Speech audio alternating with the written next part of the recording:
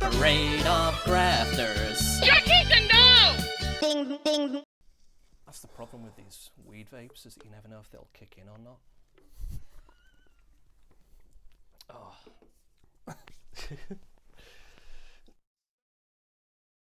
One of those things I'd never known was whether you came to Leeds and did the chefing, or you were doing the chefing and then came to Leeds. I left Leeds when I was 18 years of age. Oh, so you're from Leeds then? From Leeds, born and Okay.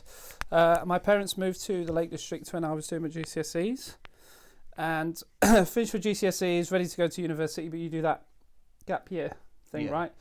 And I'd never really been to the Lake District, so I thought, why not go and live rent-free with my parents, go spend some time in the lakes, beautiful part of the world. So I moved up there, and my dad's from Bradford, proper Yorkshire man. Within 6 minutes of being home, he said, you've got to get a job. And in the Lake District, the choices are probably working in hospitality or working in wool shops or selling cagoules. So I'd done some KPing and stuff before, so I just went knocking on some doors. Just quickly, KPing. Oh, kitchen portering, doing a bit Okay. of dishwashing and prepping veg. It's one of them things, I see the term flying around occasionally, and I feel too dumb to ask. I've been around too long already, but it's... So the kitchen porter, maybe the most important part of the kitchen. I'm just putting that out there. So yeah, just started knocking on some doors and ended up getting a job in Grasmere in the Lake District at a beautiful place called the Red Lion. Worked there over the summer and then got offered a full-time job, and that was it. And 16 years later, I'm still doing it. Oh shit. So then after that, left the Lake District, went to Australia for a couple of years, came back here for a year, went to France, went to Italy, went to Turkey. What age? So this is all the way through my 20s. Oh, sick. And then moved back here again for a year, when I worked at Salvo's, or the Saloon Maria part of Salvo's, and then I moved to Australia for 2 years. Moved back for about 6 months, and then moved to London for 6 years, and then moved back here about 3 years ago. And in all that time, when I was in London, did a mix of chefing and front of house, because the chef hours and wages in London were shoddy. Okay. Real tough gig down in London as a chef, so decided or thought it would be a lot easier to do front of house, and then gained a real respect for what people do front of house, and learnt a lot, and then moved back here 3 years ago. How old are you for doing all of that? I was trying to tot it up. I was like, so you what, 53? Yeah, 58 this, no, 37 this year, so 36 now. Fucking hell. Yeah. So I've been about, Yeah. but it's been a real journey, and I don't think without cooking I'd have travelled most of the places I have. I think I've been very lucky in that respect. Yeah, yeah. They say that with especially Australia, that it's very sort of travellers getting to do the hospitality thing and just grafting away. And it's, if you've got that as a background, you can jump in. Oh, 100%. I think the two countries that I would identify as like hospitality-driven countries are Australia and France. Okay. If you want to, it's just both those countries look after the industry very much. The Yeah. pay's great, the benefits are good. Yeah, I read something recently about the Australian pay. What's the deal with the pay there? So I went just over a decade ago. Okay. But, so the cost of living is a lot higher there in terms of going out boozing and stuff's a lot more expensive. Yeah. But then for me, so your average, say your pint of beer is $12, but I was earning $36 an hour as just a line chef. So really basic chef in the kitchen, basic prep, maybe on the fryer, maybe plating during a service, but nothing mega. So $36 an hour. And then on a Sunday, you used to get time and a half. And if you ever worked any of the big sort of holidays, like your Christmases and stuff, it's triple time. So some places, I was working in a cafe in South Australia over the first Christmas I was there. And on Christmas Eve, I was earning $115 an hour. And I worked for 14 hours that day. And Nice. That's mad. Yeah, yeah. Because when you're here, hospitality is almost...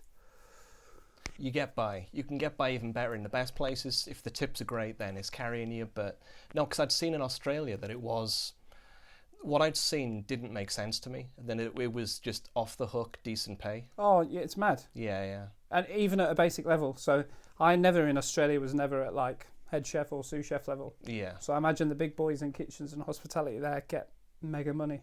But to me, it's a tough job. And I think when you look at Australia's economy with the tourism, hospitality is the third biggest contributor to the Australian economy. So when you look at sort of countries and governments looking at stuff, look after the things that make the country successful. And like if hospitality is the backbone of your country, ensure that everybody within it is comfortable and happy.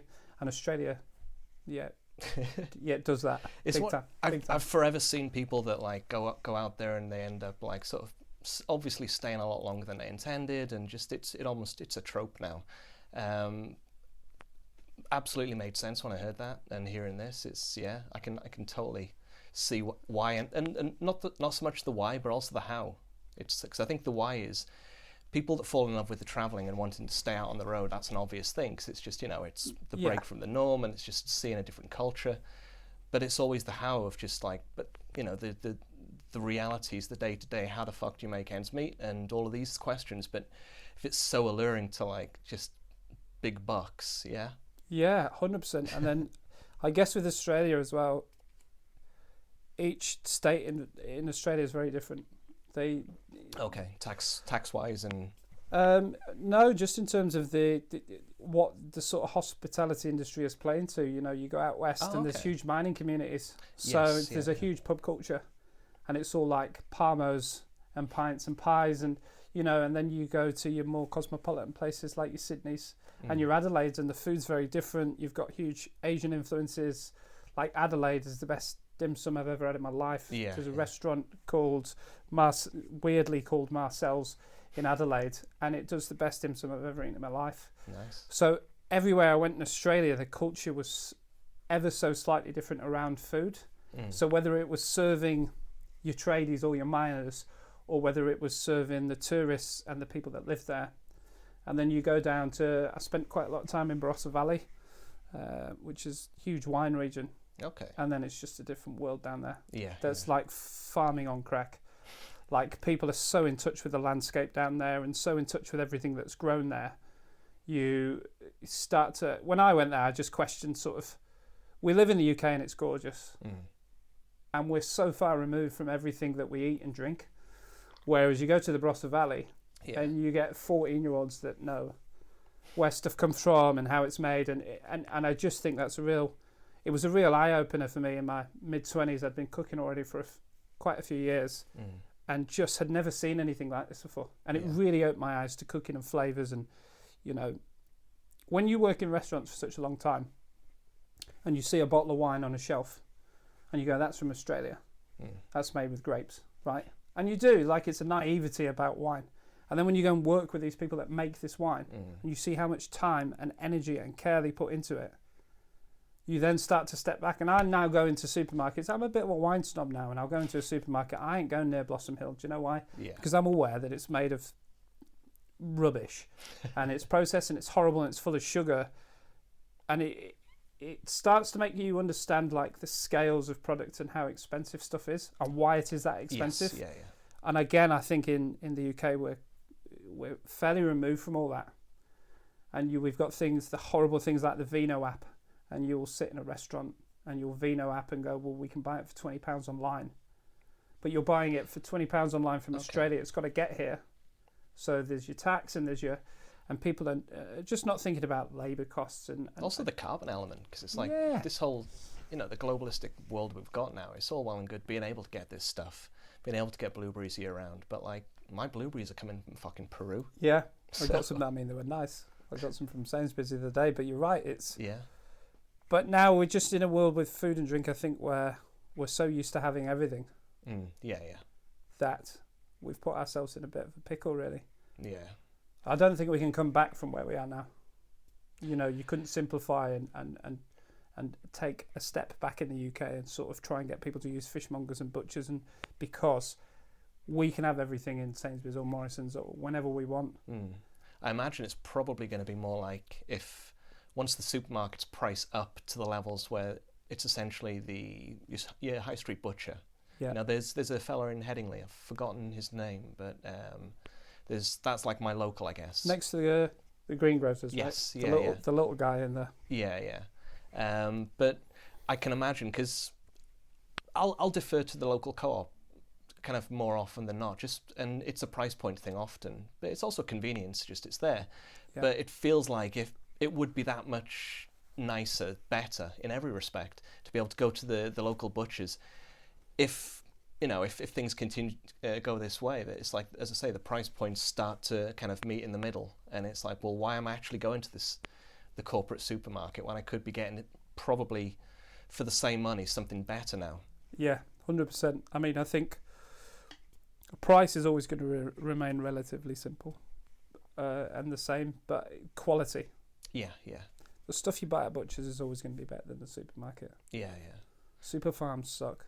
They're kind of massive level, and they need to be stopped. But even seeing like things, the price of eggs, which is sort of a current one at the moment, it's all well and good to say, oh well, it's a fad thing and it's some silly, it's even not happening or whatever. But the cold hard fact is the price has jumped the fuck up on eggs the past few years, and things don't just fall back down. It's like once they've got, once people accept that people are accepting of that price, it's normalised, right? That's exactly, yeah. And it's like that price is only going to go up from now. It's eggs now cost a premium.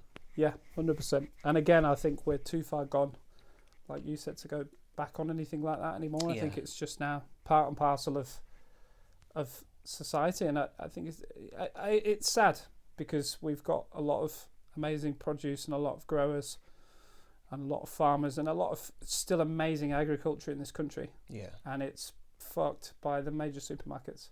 How do you get the supplies to your kitchens then? I'm fortunate enough to be literally, I can see Kirkgate Market. Of course, from Crowd of Favours window. Yeah. So I've got a butcher in there called JP Johnston. Big up JP Johnston's. Are they based on Butcher's Row or? No, oh, no, it's all gone, isn't it? So they're in. Sorry, I forgot. It's. So they're the aisle over from the fish section now. So they're just in. They're kind of on a corner on their own. They've been in the market now for like 26 years. Okay. Just lovely folks. They know what they're doing. As a chef, it's a real pleasure to go and sort of speak to them. Like, they will do as much or as little as I need.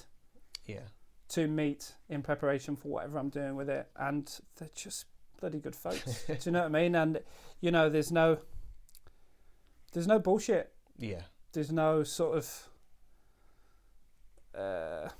they don't. You go there. They haven't got an Instagram. They haven't got a Facebook. There's no market. There's no bullshit. They're butchers, and that's what they do. Yeah.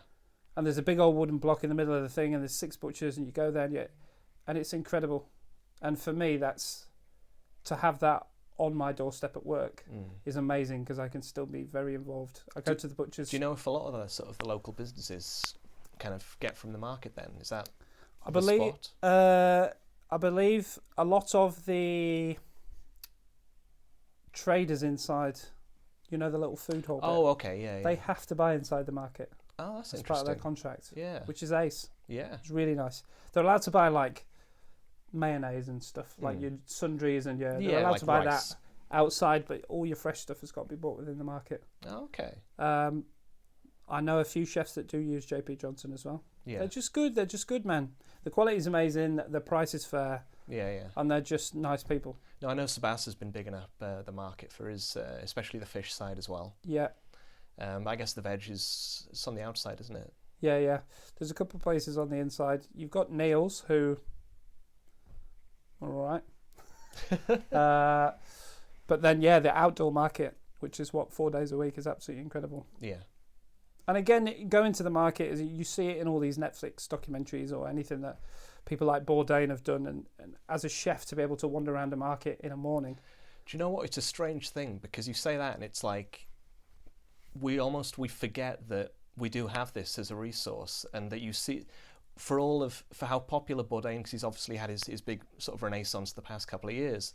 And what was that chef in series? It's just gotten renewed. Do you see that today? Oh, Chef's Table.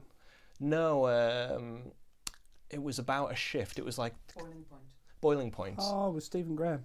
So it's just they've just said there's going to be a follow-up. Yeah. You know, it's all of the chef in shit full stop is just really popping right now, and just everyone is loving that whole concept. But everyone loves Phil. Somebody Feed Phil. That's the one. Yeah, Somebody Feed Phil is amazing. Fucking love that series. Yeah, it was on my mind because I'd seen he was in Manchester last night. Oh wow! And Rob Hallis, do you know? Yeah, from Mr. Bastards Bistro. Yeah, sound. He posted a picture earlier with Imiz Lass and Phil. I was like, what a nice guy. Yeah, fucking great. But so the point I was trying to get to was that you see in these documentaries like them in foreign climes going to with the locals and getting the food and blah blah blah, and it's as a British person, you kind of as an Indian person in an Indian market, they wouldn't see it that way, and as a British person in a British market, we don't get to see it that way. But I imagine if say, for example, Rob took Phil around Leeds market and just took him to all of the spots, and we would see it in an entirely fresh new way through his eyes. Yeah. And it's almost like you need to put yourself into those places and appreciate them for what they are. Yeah, 100%. I mean, you've got to think how old Kirkgate Market is, and it's it was the second largest indoor market in Europe, and then that one in Barcelona, the Time Out Market. Okay. Which again, it's funded by Time Out. So in essence, to me, it's not a market. It's not something that's been there for decades and decades. So Leeds for a long time had this beautiful indoor market, which was the second largest in Europe, man. Like Kirkgate Market is the largest in Europe, apparently. And if you think about all these countries with massive food cultures and stuff, and Kirkgate Market is up there with some of the. There's just now you walk through the market and it does feel a little bit sad. It is not the market of a decade ago. The old school Butcher's Row across the other side of it was incredible. I know it was fucking great, and it's AKA Meat Street. Yeah, it was magic, and you had 6 butchers, and all the butchers are stood on the door shouting prices at you. Yeah. I'd seen bits and pieces about like them speculating about they wanted to kick them out to like bring in some sort of higher rent people, this, that, the other. But it's sat dormant for however long it's been now, and it's like I don't know. I think Jamie. I don't know their business. I don't like him anyway. Jamie Oliver had a little bit of a, because he built the Ministry of Food in there. Oh, his little cooking school thing. I've seen that kicking off. It always looks really cool that they've got it. I saw Rosita has been down there a few times, I think. Okay. But that was built. When the Ministry of Food came in there was the whole ideology that the Ministry of Food would take over a large part of that street, which is why they moved all the butchers. And that hasn't happened. Yeah. So it's just a silly little booth, like. Yeah, I mean, I'm sure it's great. I bet the cooking school is great, but but it stayed as the sort of the size it is. Yeah, to get rid of everything that they got, to put that in, and there be no further progress. It's just a bit sad for me, I think. Yeah. Well, who the fuck knows with these things, especially with the Victoria Gate so nearby, and that development, I guess, stealing a lot of the sort of the attention and the money from anything nearby. Definitely the money, yeah. Yeah, 100%. Yeah. But that's Leeds business bullshit that we don't really know much about. Correct. So at the moment, you are. Just keep cooking. Can I have a? Yeah, rocking the Schnitfaced kitchen from Crowd of Favours in town at the moment. Yes. I love that spot. Alongside Outlaws, you've got Outlaws one side, Duck and Drake the other side. That whole street now that's kind of coming alive with. I've forgotten what the street's called. So we're on Harper Street. The other side is New York Street, and I don't know what that street is. The one with like Pastel and which is gone now. Is it? Yeah. Oh shit, that's 6 months. I was going to say that. That stuck around, didn't it? last long, but you've got your Wapentake and you've got your... Wapentake. I think it was with Sebas. We were trying to remember what all the names were of all of the spots along there, but Wapentake's beautiful, and then there's Doghouse. The bagel. Bagel and record shop. Yeah, beautiful in there, real nice. That street is coming alive a little bit, and I think it's just a small pocket of Leeds that with a little bit of regeneration and some people working quite hard to keep the sort of the vibe going and things fresh. I think Leeds, you look at somewhere like Manchester and it's split off. It has its northern quarter and it has its sort of Chinatown and Leeds doesn't really have that. It's had it, but it's been too kind of fractured or disjointed. So like the top end, you've got like the Merrion Street, which has like what street is it? I don't know. The one that Wax, North, Grindhouse, Yeah. Cellar. So No, I don't know so the yes, street you've got name, like yeah, that should little do, strip from there. Leeds.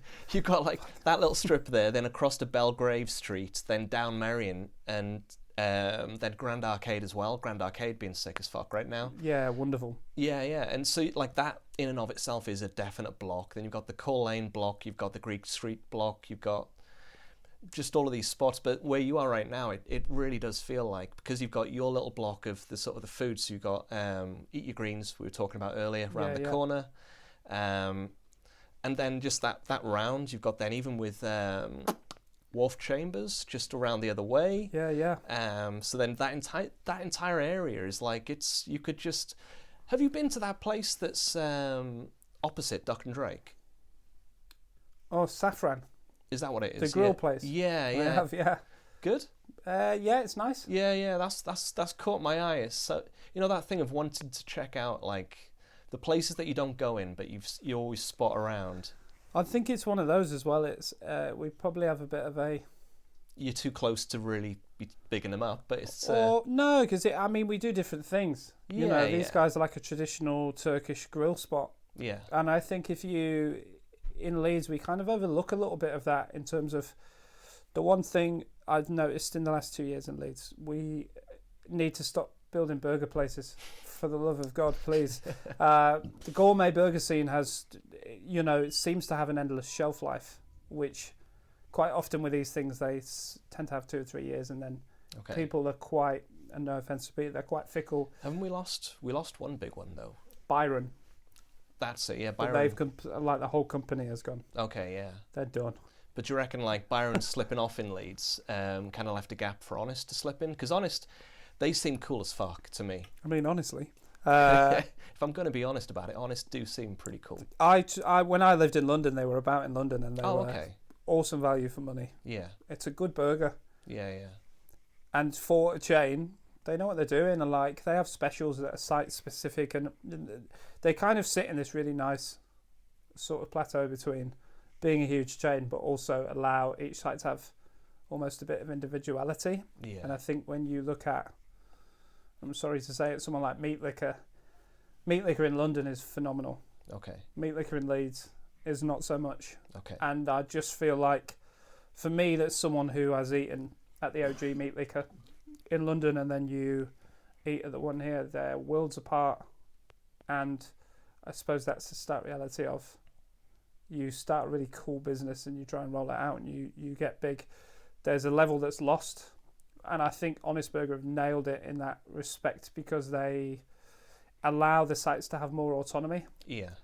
Rather than give you an idiot's guide on how to run our restaurants, there's the base, this needs to be done, which is probably your due diligence and all, and then they kind of say, you do what you need to do to make the site work. Yeah. And I think that's very rare within chain restaurants now. So I think Honest have nailed it in that respect. And for burger chains, for me, way better than your Five Guys, and I would pick Honest over 100%, any burger chain 100%. For sure. Yeah, and I was curious when Donna Summer started exploding, just how they would manage the. They seemingly have kept it at a kind of a sensible level of just. I think they've got 4 spots across the north, so like Newcastle, Hull, Sheffield. I don't know. They've got spots across, but as you say, it's that thing of ensuring the sort of the continuity of quality, whilst still allowing for a bit of personality to bleed through, because. This like you've got your OG spot, and that's where you come up, and that's where you make your bones, and people kind of learn to know and love the business.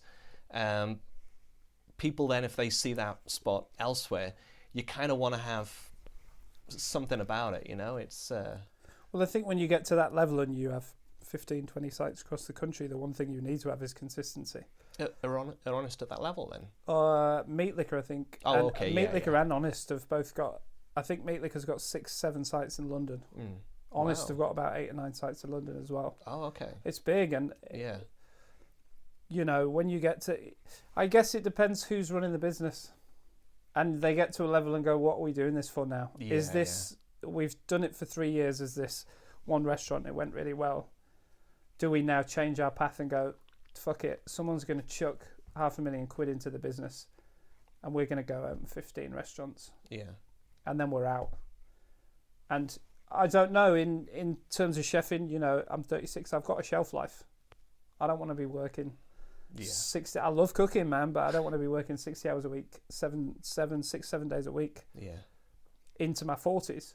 If I created a concept and someone went, that bangs, man, do you want £1 million for the concept? Yeah, all right, mate. And then I'm out, and that's the honest truth. So I think...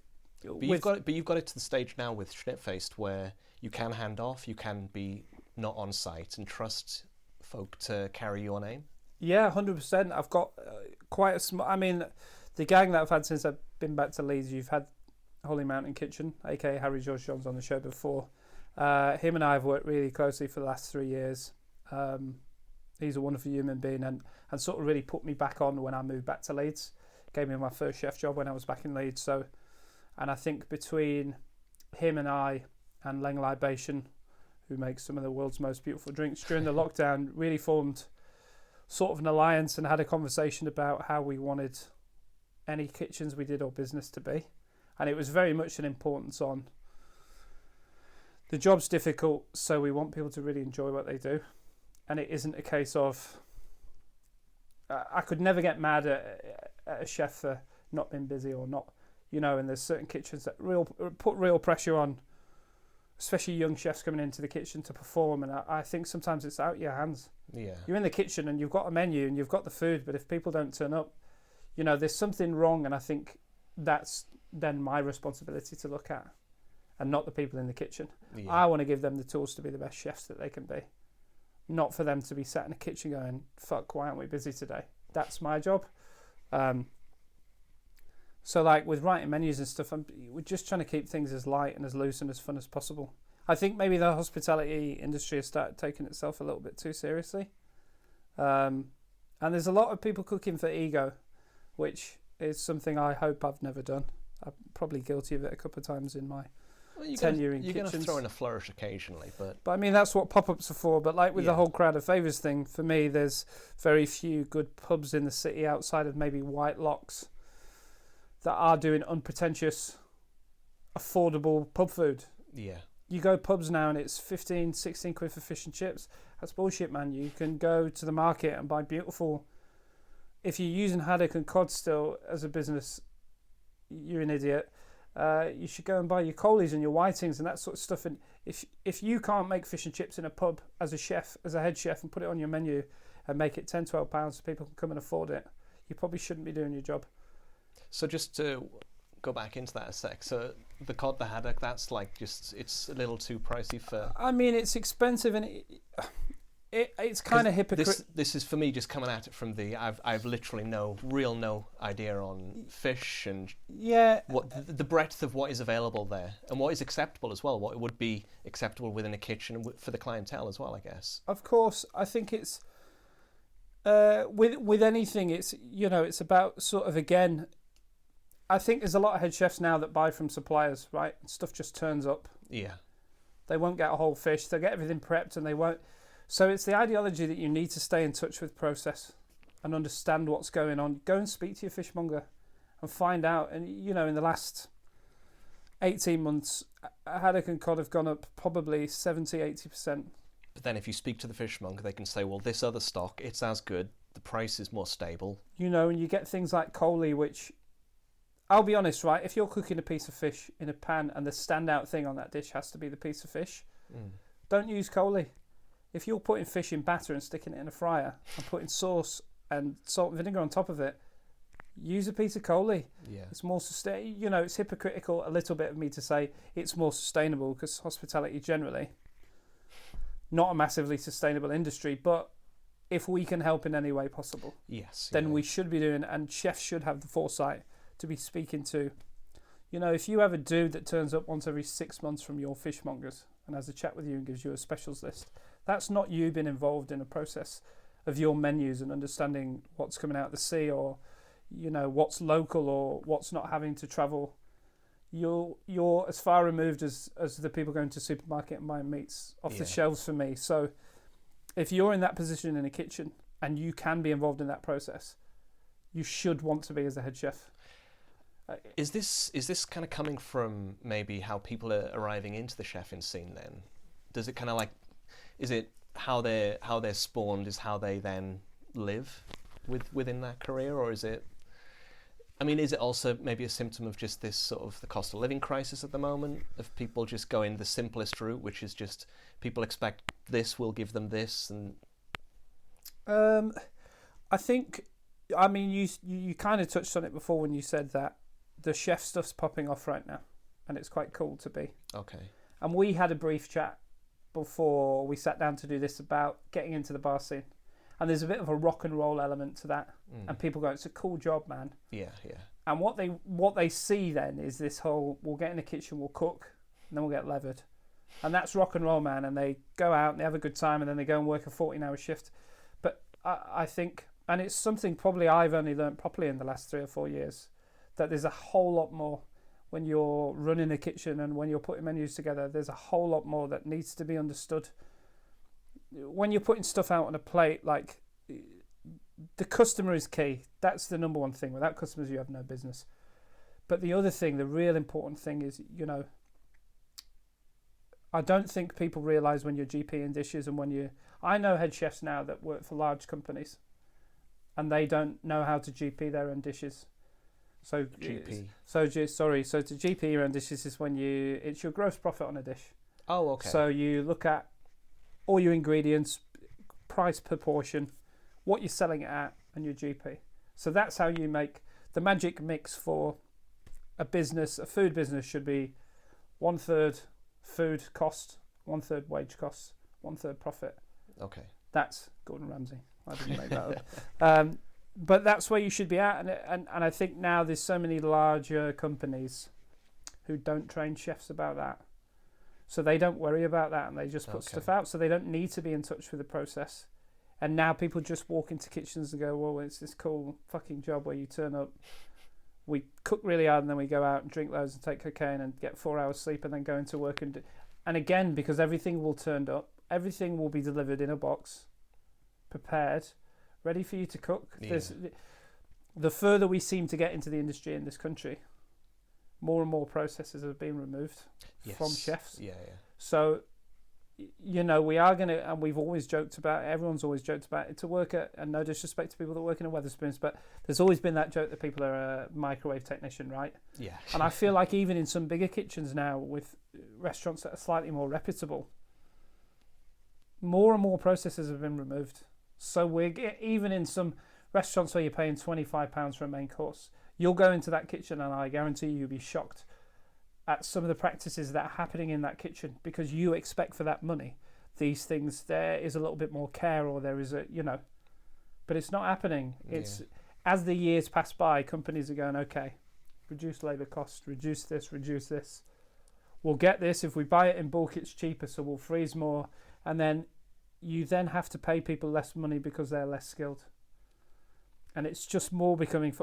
Even good restaurants now pay a head chef a good amount of money. Everything else under that doesn't fucking matter. Yeah. And it's sad, but it's the way of the world. Yeah, I guess it's almost like the as you say, the coming in stage, the sales pitch element of why do you want to do this thing? And as you say, it's like it's the cool. It's but I mean, it feels like if you're going to have a strong section of those people that will have the Bourdain awareness and the sort of there are so many food documentaries out there now, full stop. There was a great one I saw recently. It was like heat, acid, salt, something, it was this chef. Sounds good. Yeah, there was this chef. She was like talking through each element on each episode and really kind of expounding on how all of the dishes sort of were touched by these things, and it just feels like it's never been a greater time for just awareness of these things. We've obviously through the sort of the British TV is riddled with these icons of just. I mean, we've got the Delias, but we've also got, just going back, who was the lad that used to like get fucking smashed every episode? Oh, back in the day. Yeah. He was like the first ever... Like 70s. What's his name? Loved wine. Loved a bit of wine. Oh, yeah. Fantastic voice as well. But and he always had like a dicky bow on, and... This is going to really annoy me because me and Harry... Floyd. Harry and I watched a documentary about him on YouTube. He's just been a part of my life, for being British. Because he's been Do you know what I mean? He's been a recluse for a lot of years. I thought he died. Yeah, but he had a bit of life Oh, before okay. he died, obviously. But after chefing and after being on telly, Yeah. he lost his mind a little bit and sort of ended up living in a chateau in France. And who was it? It was, what's Lily Allen's dad called? Keith Allen. Floyd. Anyway, Keith Floyd, that's why, and the documentary is called The Two Keiths. Oh, so he went to visit cool. Keith Floyd in this town in France. Yeah. And he was living in this dilapidated chateau. There wasn't much furniture, but there was still some 1898 bottles of Chateau Neuf de Pape or whatever in his house, and he was still wearing a cravat, and there was this... Sorry, that's my dad's favourite wine, also a Keith. All the Keiths. It's all the Keiths. All the Keiths. The Love a Chateau little Neuf bit de of... Pape. Yeah. It was a real interesting documentary. Sorry, I've absolutely digressed there. But... No, but the point was just that we've got this real, British culture, as I say, of just having these chefs in the background of our lives and that connection to the food. It does feel like it's dropped off more recently. Whatever else has taken the forefront. What's the baking show? Great British Bake Off. Yeah, all of that. I don't watch TV, so I don't stay up to date with all of these things. But I'm aware that there's all of these baking shows, and it's fucking baking, awesome. Well, I'm sure maybe we'll get a baker on. I like cakes, man. Yeah, but then I'm sure. But heritage flour, I'm sure that's a thing whereby there's certain elements you could sort of say, well, no, actually, we're going to watch something. I watched a baking competition show this weekend actually, and it's fun. It's a bit silly. It's whatever. But I just feel like the food, though. The point I was getting to was that we haven't got that. There's been maybe the past decade or so that we've lost that direct food connection within our culture, and maybe with all of the sort of the current crop of documentaries we've got online, because I think if you've got Netflix and you need something to watch, then eventually you fall on, if you've got a food interest or you've loved the chef shows, you see the food documentary, let's put this on, it's Sunday afternoon, and it feels like we could be gravitating more back towards that once people get over the sort of the cocaine rush of the cool of these boiling point type shows of just constant stress and pressure and just the high of it all. It's very. Yeah, I think there's I also makes it seem cool. Yeah, like the attitudes in kitchens have definitely changed a lot as well since I was first started to be a chef. Okay. I think there very much was when I started. I mean, maybe for HR reasons and everything now. I remember the first head chef I ever worked under properly used to burn people with forks on the back of the elbow if you weren't working quick enough. Yeah. And I'm pretty sure if you did that now, you get sued.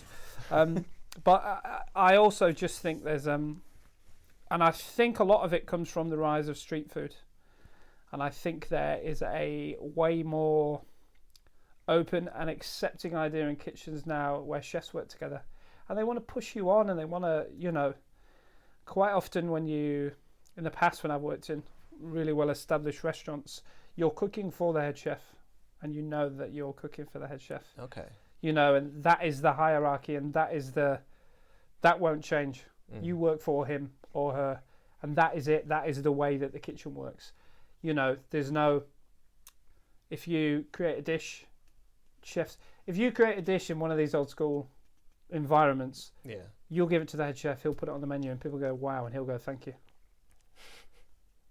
And hospitality is not a pat on the head industry, so you can't expect people will go, well, you're just doing your fucking job, mate, so chill out. But I think those attitudes are changing massively, and I think street food has had a massive involvement in that, because people are now seeing the idea that you can go and work these busy festivals, or you can, and it doesn't have to be some dude in some white screaming at you telling you that you're absolutely useless and you need to cook faster. And I think now that's spilling over into larger commercial kitchens. I know for me personally, I don't think you ever get the best out of anyone by shouting at them. No. I think it's trying to allow people to flourish and just find a love with what they're doing. Like I said to you before, there's people of my age now that do jobs that they really dislike, and I for the life of me don't understand that. If I was doing something I didn't like, I'd leave, and that's it. Other people like the stability or whatever, but I think within kitchens, if you find people that love food and care about food, the stress and the long hours and stuff kind of dissipate and are not that important, because if the phrase is, if you love your work, you never work a day in your life. And I believe that's true. I've been cooking for 16 years, a little bit more, and I there's a few hangovers I've had in the past, and it has felt like work when I've gone into work. But generally on a day-to-day, I never wake up going, shit, I've got to go to work today. It's a joy to get up and go, right, let's see what today brings, what we're cooking today. So, and I think that's starting to be more commonplace in kitchens now, where it's less shouty and possibly overly aggressive. Yeah. There's less intimidation in kitchens. You really can't do that, though. And cooking's fun, man. And it's nice. Hospitality's fun, full stop. Yeah. And it's like, even when you say like you have the hangover shift sometimes, it's like I've seen you on a very hungover shift, and you shared the wealth and sort of hooked us up with a cheese sandwich as well when you were sorting. Mate, so it's, even at the lowest step, there's always going to be a benefit for the front of house. Yeah, I think that's the other thing as well, and that's disappeared, and definitely in the last 5 years, is the front of house and back of house battle.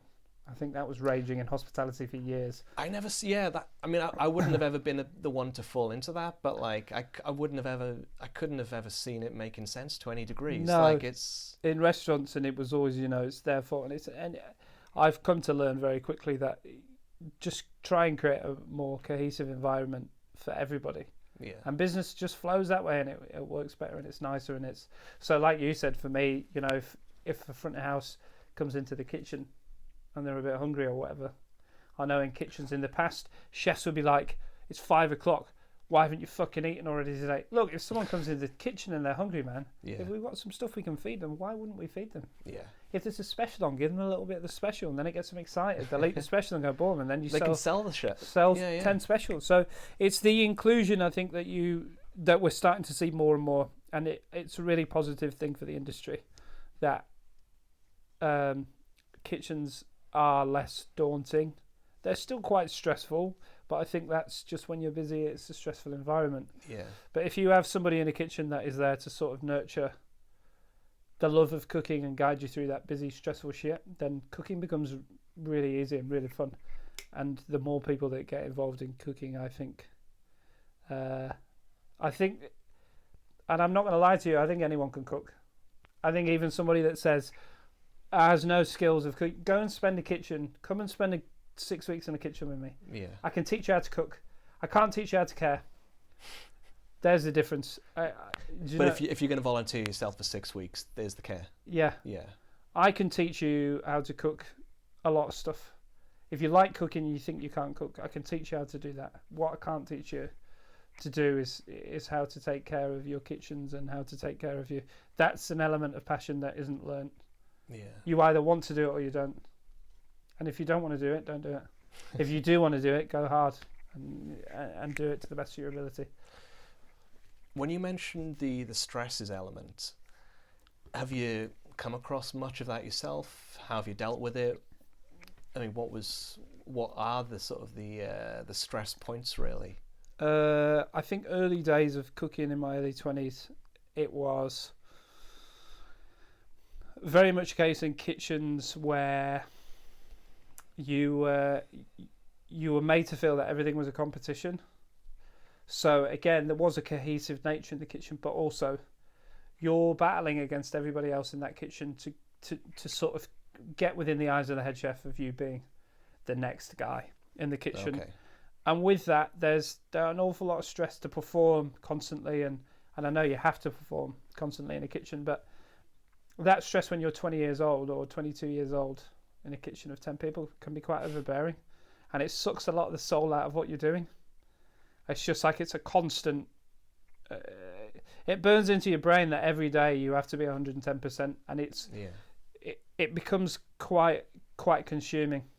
And even when you leave your job, you're stressed about the next day. Yeah. But again, I think that comes from old school kitchen environments. What would be the 10-person kitchen then? Because I can't even imagine. So it's pretty much like old school style of French kitchens. So, I mean, we don't see them massively in the UK unless you're in fine dining. But everyone has a section. So you'll have a starter section. Someone will be on sauce. Someone will be on Can you meat. Can you run through, like, typically in a kitchen, what the sort of the personnel levels would be? So, like, you got KP, Suze, head chef, all of these terms. Yeah. So from your big dog, you'd have your head chef. So in like a really large kitchen, if you're in a big boy business, or like a hotel kitchen, you'll have your head chef who runs the pass.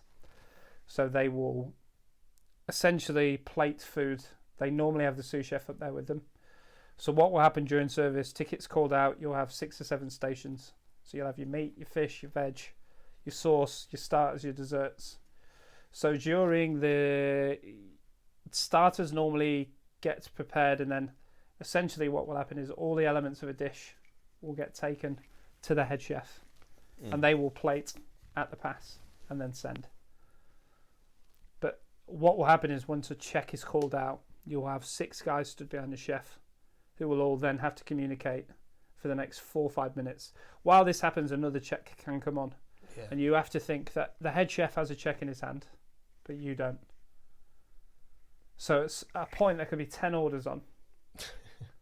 And the chef has called out all these orders. You've got 3 people you're speaking to because you're only creating one element of that dish. And all of that has to then cohesively go, yeah, chef, up at the same time, up at the same. If there is a minute between or 2 minutes between some elements going to the plate, to the pass, the chef will throw them in the bin. You have to start the dish again. But then what they will do is stop service. That check doesn't go to the back of the queue. So you stop service. So then the intensity of that pressure then is you've got to recreate that dish.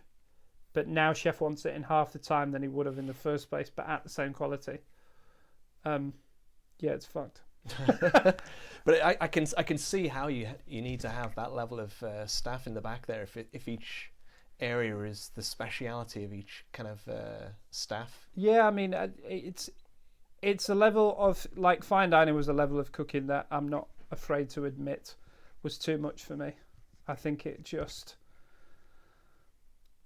there's something about cooking that I really enjoy, and it is more about sort of the market element and messing about with flavours. With what you're doing at the moment, it's like very much kind of an even keel of everyone's doing the same level of responsibility? Or? 100%. There's no hierarchy in my kitchen. There's no... everybody in my kitchen knows the menus, they know the specs, they know, and we cook. And if I'm not in the building, and Joe, who's my sous chef, even though there's no hierarchy, but Joe, who is the man in charge when I'm not there, knows that within the business, if he wants to put a special out, he doesn't have to go through 25 hoops to get it on the menu. Yeah. Joe knows what we put out is what we put out, and he knows the style, and he knows, But I don't know, maybe if Joe rung me one day and said, can I put a completely out there dish on the menu, if he's comfortable cooking it and it tastes good. Yeah. That's kind of the only things that are important to me, really. I don't think, looking at what I've done over the last 3 years, been back in Leeds, I don't think there's any sort of pattern to Anthony just does this and Schnitfaced just cooks that. I don't think there's anything I cook in particular. No. I cook. And that's it. And, during the lockdowns when we did the forest cookouts, we were cooking sardines and asparagus over fire. And then Crowd of Favours, we're doing pub food. And then, we've done pop-ups where we're doing bodega sandwiches. And for me, there's no sort of... I don't want to pigeonhole myself with what I'm doing with cooking because I like all cooking. Yeah. With Harry, he had a Holy Ramen in Assembly Underground. Man, before Harry opened that, I think I'd only ever eaten one ramen in my life, and I'd certainly never cooked one. But for me, that's the beauty. I'm 36, and I feel like I'm still learning a lot about food, especially when it comes to like cultures and food. And I think fusion has become a huge thing in kitchens, and I think it's just really exciting to see what people are producing now. And I would never want to say that I'm only ever going to cook one thing for the rest of my life, because that would probably suck. Like if I was just to cook, like do a steak restaurant and just cook steaks for the rest of my life, that would be, I'll be honest, it would be boring. After a year and a half, it would probably get really boring. Yeah. So, speaking of which, let's bang this steak on just so it's done and we can get this the fuck out of the way. The idea being that and he was interested to play with, well, see what happens with this new air fryer that I've got. So we'll throw a steak in the air fryer and see what turns out. As you were saying with regards to like Schnitfaced not wanting to pigeonhole itself, and the sort of the diversity of what you're actually bringing to the game, interestingly, it felt like Joe is getting a very unique education with what he's doing with you at the moment. Joe McKenna? DJ Joe McKenna. DJ Joe McKenna. In that, like, he's quite liberal with his time, shall we say, is that he's helping you out a lot, working with you, working with Holy Mountain. Yeah. He's a DJ, he's in a band. But also, I guess, time management. He's a very proactive individual. I've worked with Joe since 2 and a bit years now, since I was head chef at House of Cocoa. He's just a super talent, is Joe. Not only is he just an awesome individual, I don't think I've ever worked with a chef that is so proactive naturally. Oh, it's preheat. All right, talk us through this, Steve. Sorry, I'm just pressing a preheat button. Oh wow, that Apparently is loud. You've got to preheat it. I'm going to preheat it, see what the fuck Sounds like happens. it's going to take off. But yeah, it just feels like this era is about people just getting through it. Like when we spoke with Harry, a large part of that, when we talked on him getting through the lockdowns, the way that he was doing this sort of, we're doing chicken dishes now, we're doing ramen, whatever it is, you do what you do to get by. And Joe is, clearly he's got like a lot of creative passions that he wants to kind of be doing alongside his make ends meet life, but he's also kind of luckily fallen into this area where he can kind of do something which is a definite passion area and a definite, like, it's a worthwhile area to work within. Yeah. And it feels like with him landing with both yourself and Harry, that like he's getting this fucking fantastic,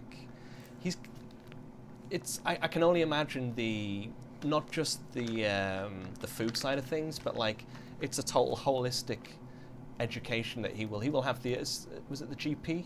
Yeah. So he'll just have that full on. He knows how all that stuff works. So him and Matty will have been running it on Sunday. Yeah. So Matty Otter, another big shout out.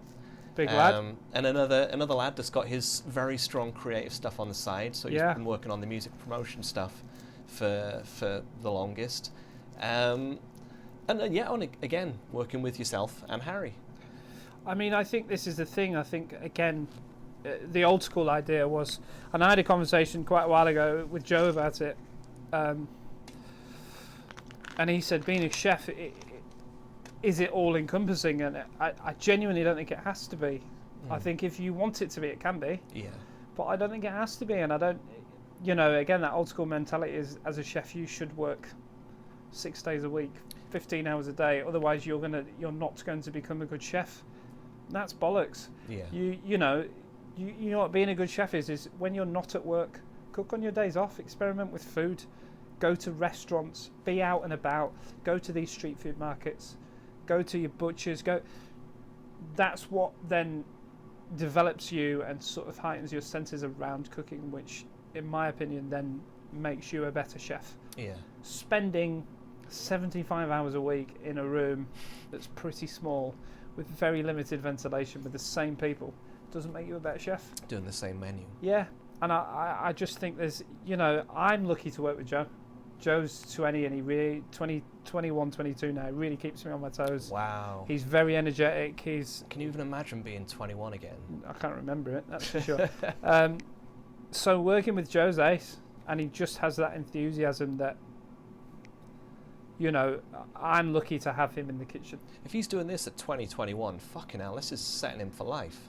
So, and I mean, it's one of those things, like the stuff he's done with the levels of diversity. He's done all the stuff with Harry and he's done events with Harry. So he's done the burgers, he's done events with Harry, he's done the pub stuff with me, he did all the brunch stuff with me at House of Cocoa. So he's got a real skill set already, and I know that he wants to pursue DJing and I know he wants to pursue music.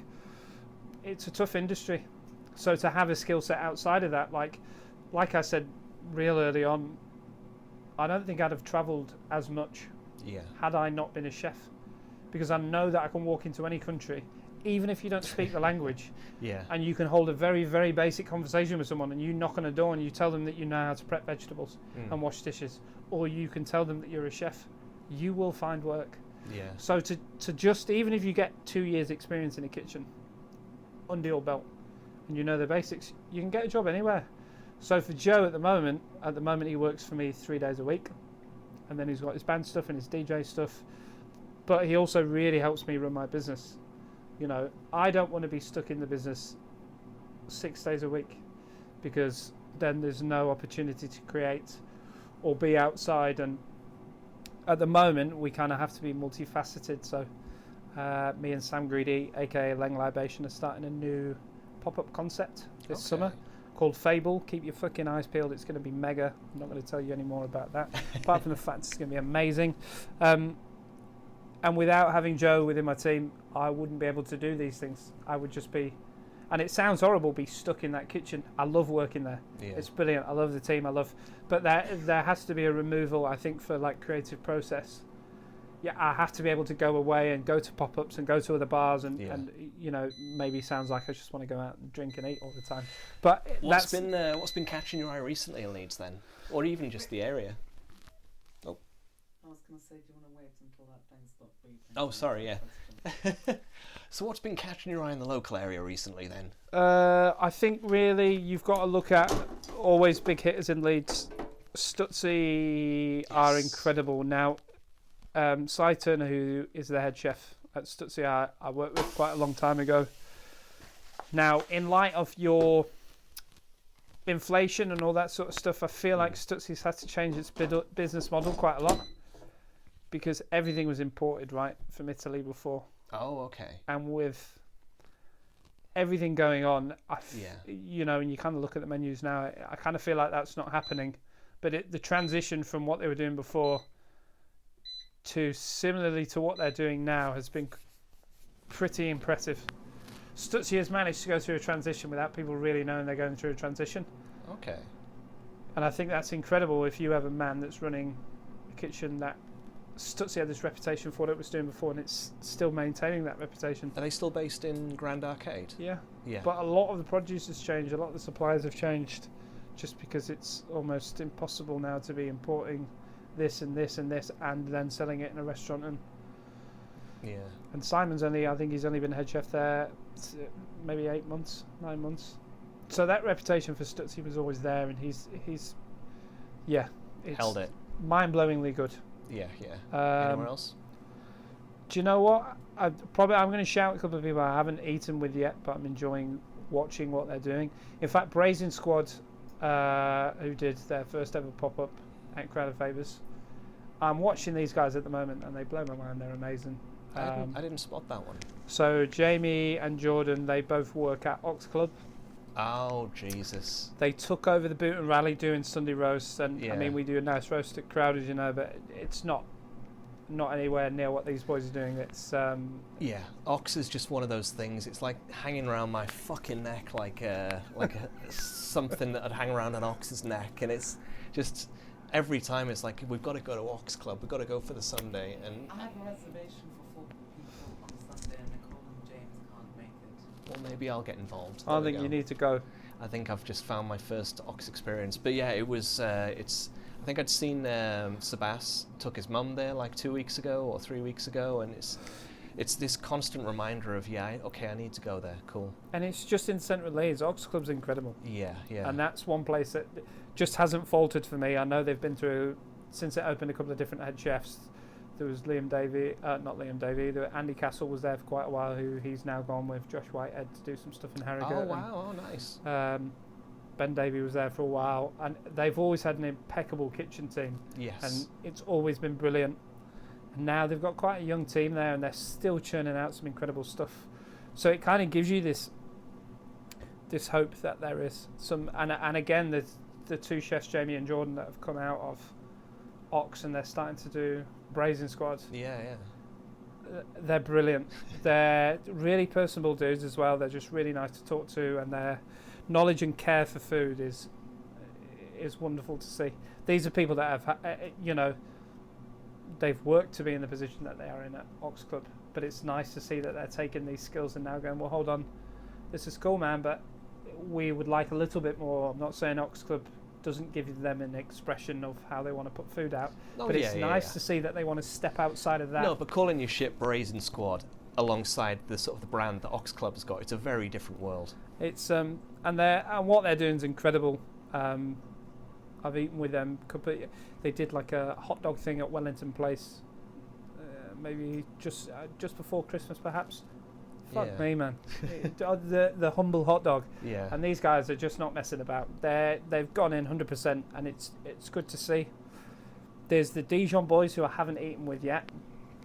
Looking at the Dijon boys and what they're doing online, I think is I'm a little bit jealous, because it's probably the conversations me, Harry, Matty, and Sam had 2.5 years ago, and we wanted to do very similar vibes. Yeah, we wanted to do a similar thing to them, but they have their shit together more than we did, I guess, at that point. And watching their growth over the last year has been amazing.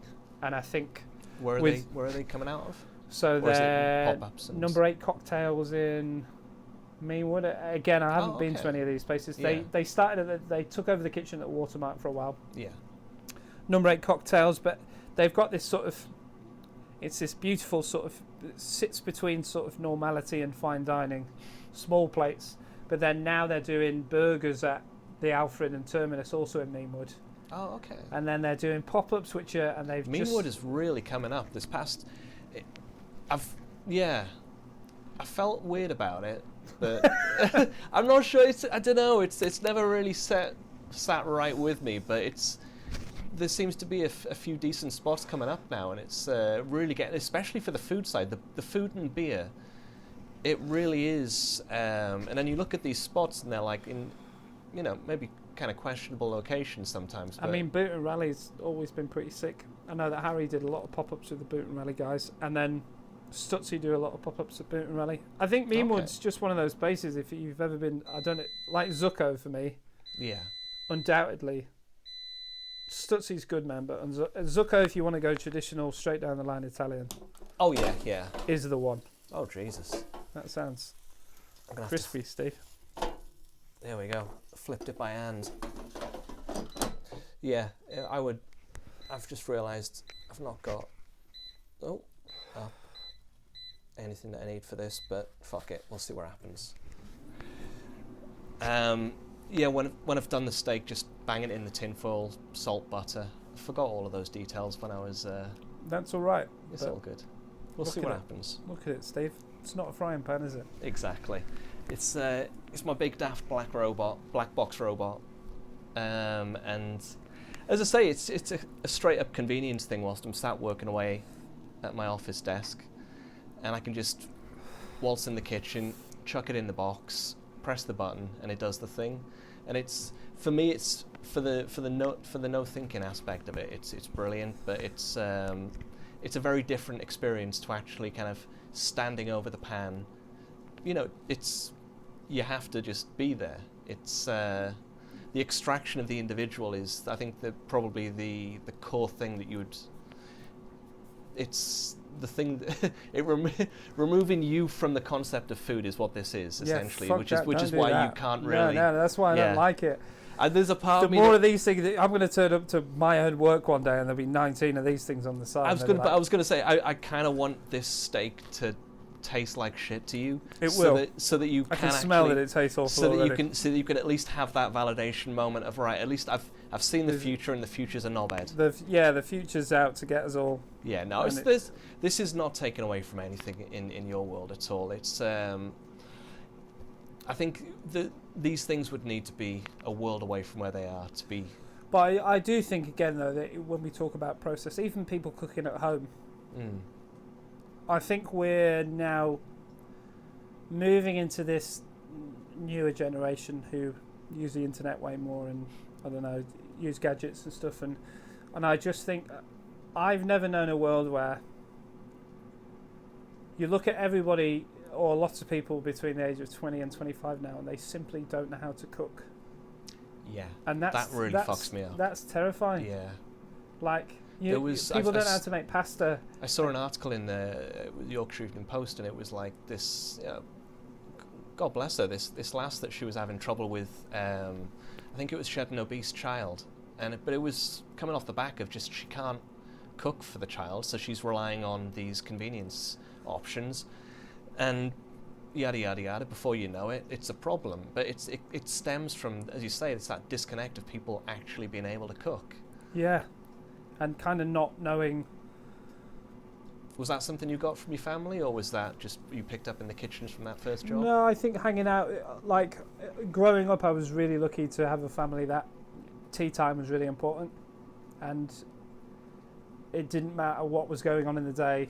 6:30 we'd all sit down for dinner. Okay. And talk about the day, and that was really important in our house. And I think growing up, my mum listened to a lot of UB40 and Tampa Motown and a lot of ska, and so for me as a kid, obviously that sort of music's really joyful, so I spent a lot of time in the kitchen. My mum used to bake loads. We never had any like fizzy pop or sweets like chocolate bars or anything in the kitchen, so any of the sweet stuff was always cooked by my mum. So for me, the music element was fun to watch because I could dance around the kitchen when I was a little kid. Yeah. And then obviously when you're a little kid, the best thing about anyone baking is the stuff that's at the bottom of the bowl, which you get to then eat out with a spoon or use your fingers and eat out of the bowl. And then sort of having that in my life sort of just instilled it in me growing up. As soon as I was old enough to be able to like make a sandwich in a kitchen, and my mum and dad let me, I would make a sandwich. And then as you get a bit older, you know, mum would then let you put some stuff in the oven, or, you know, and then I think probably when I was like 12 or 13, I could make pasta and I could make, you know, and I think that's gone. That seems to have disappeared from people.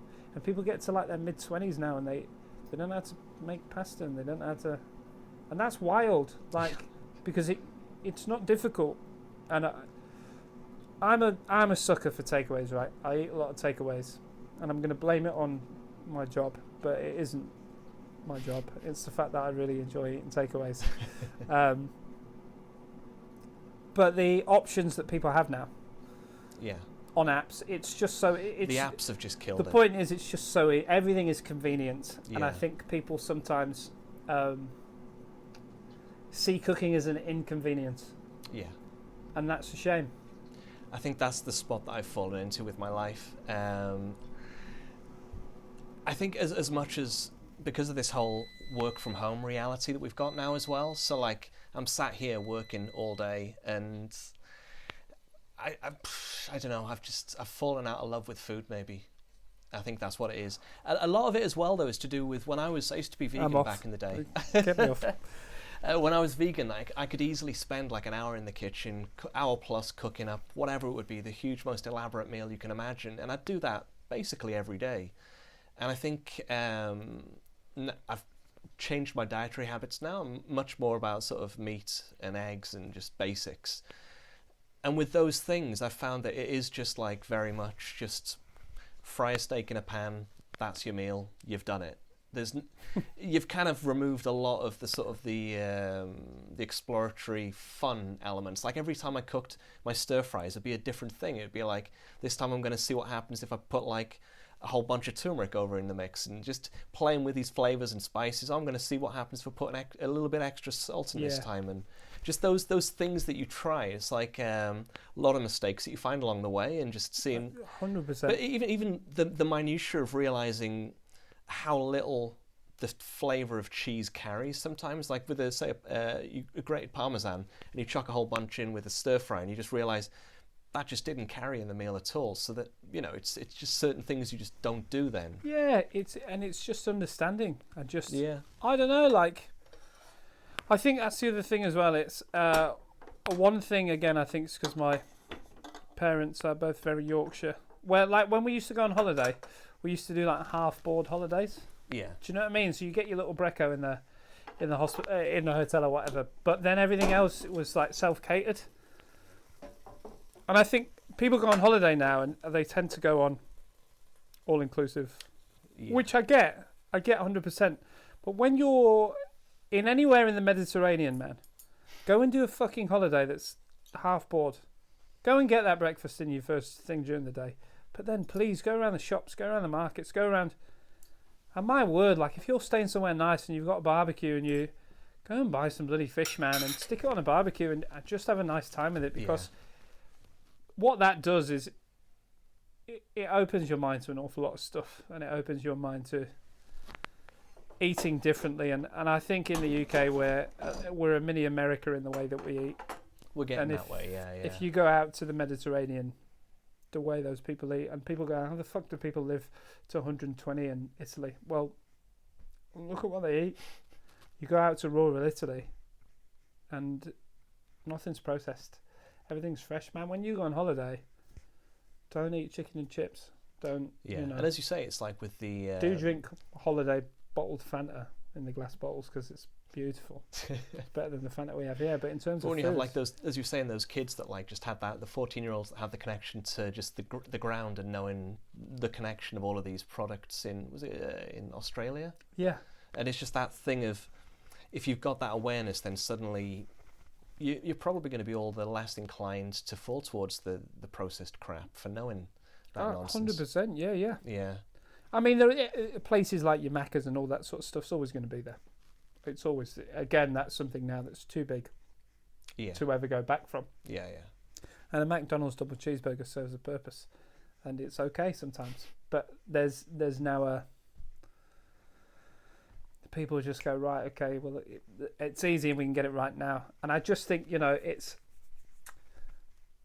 people busy their lives so much that we stop to think about the things that are good for us in that way. And I really feel like cooking at home is really important for people, and it means you know what you're putting in your body and it's good. And there's I know people that go to the gym 6 times a week, right?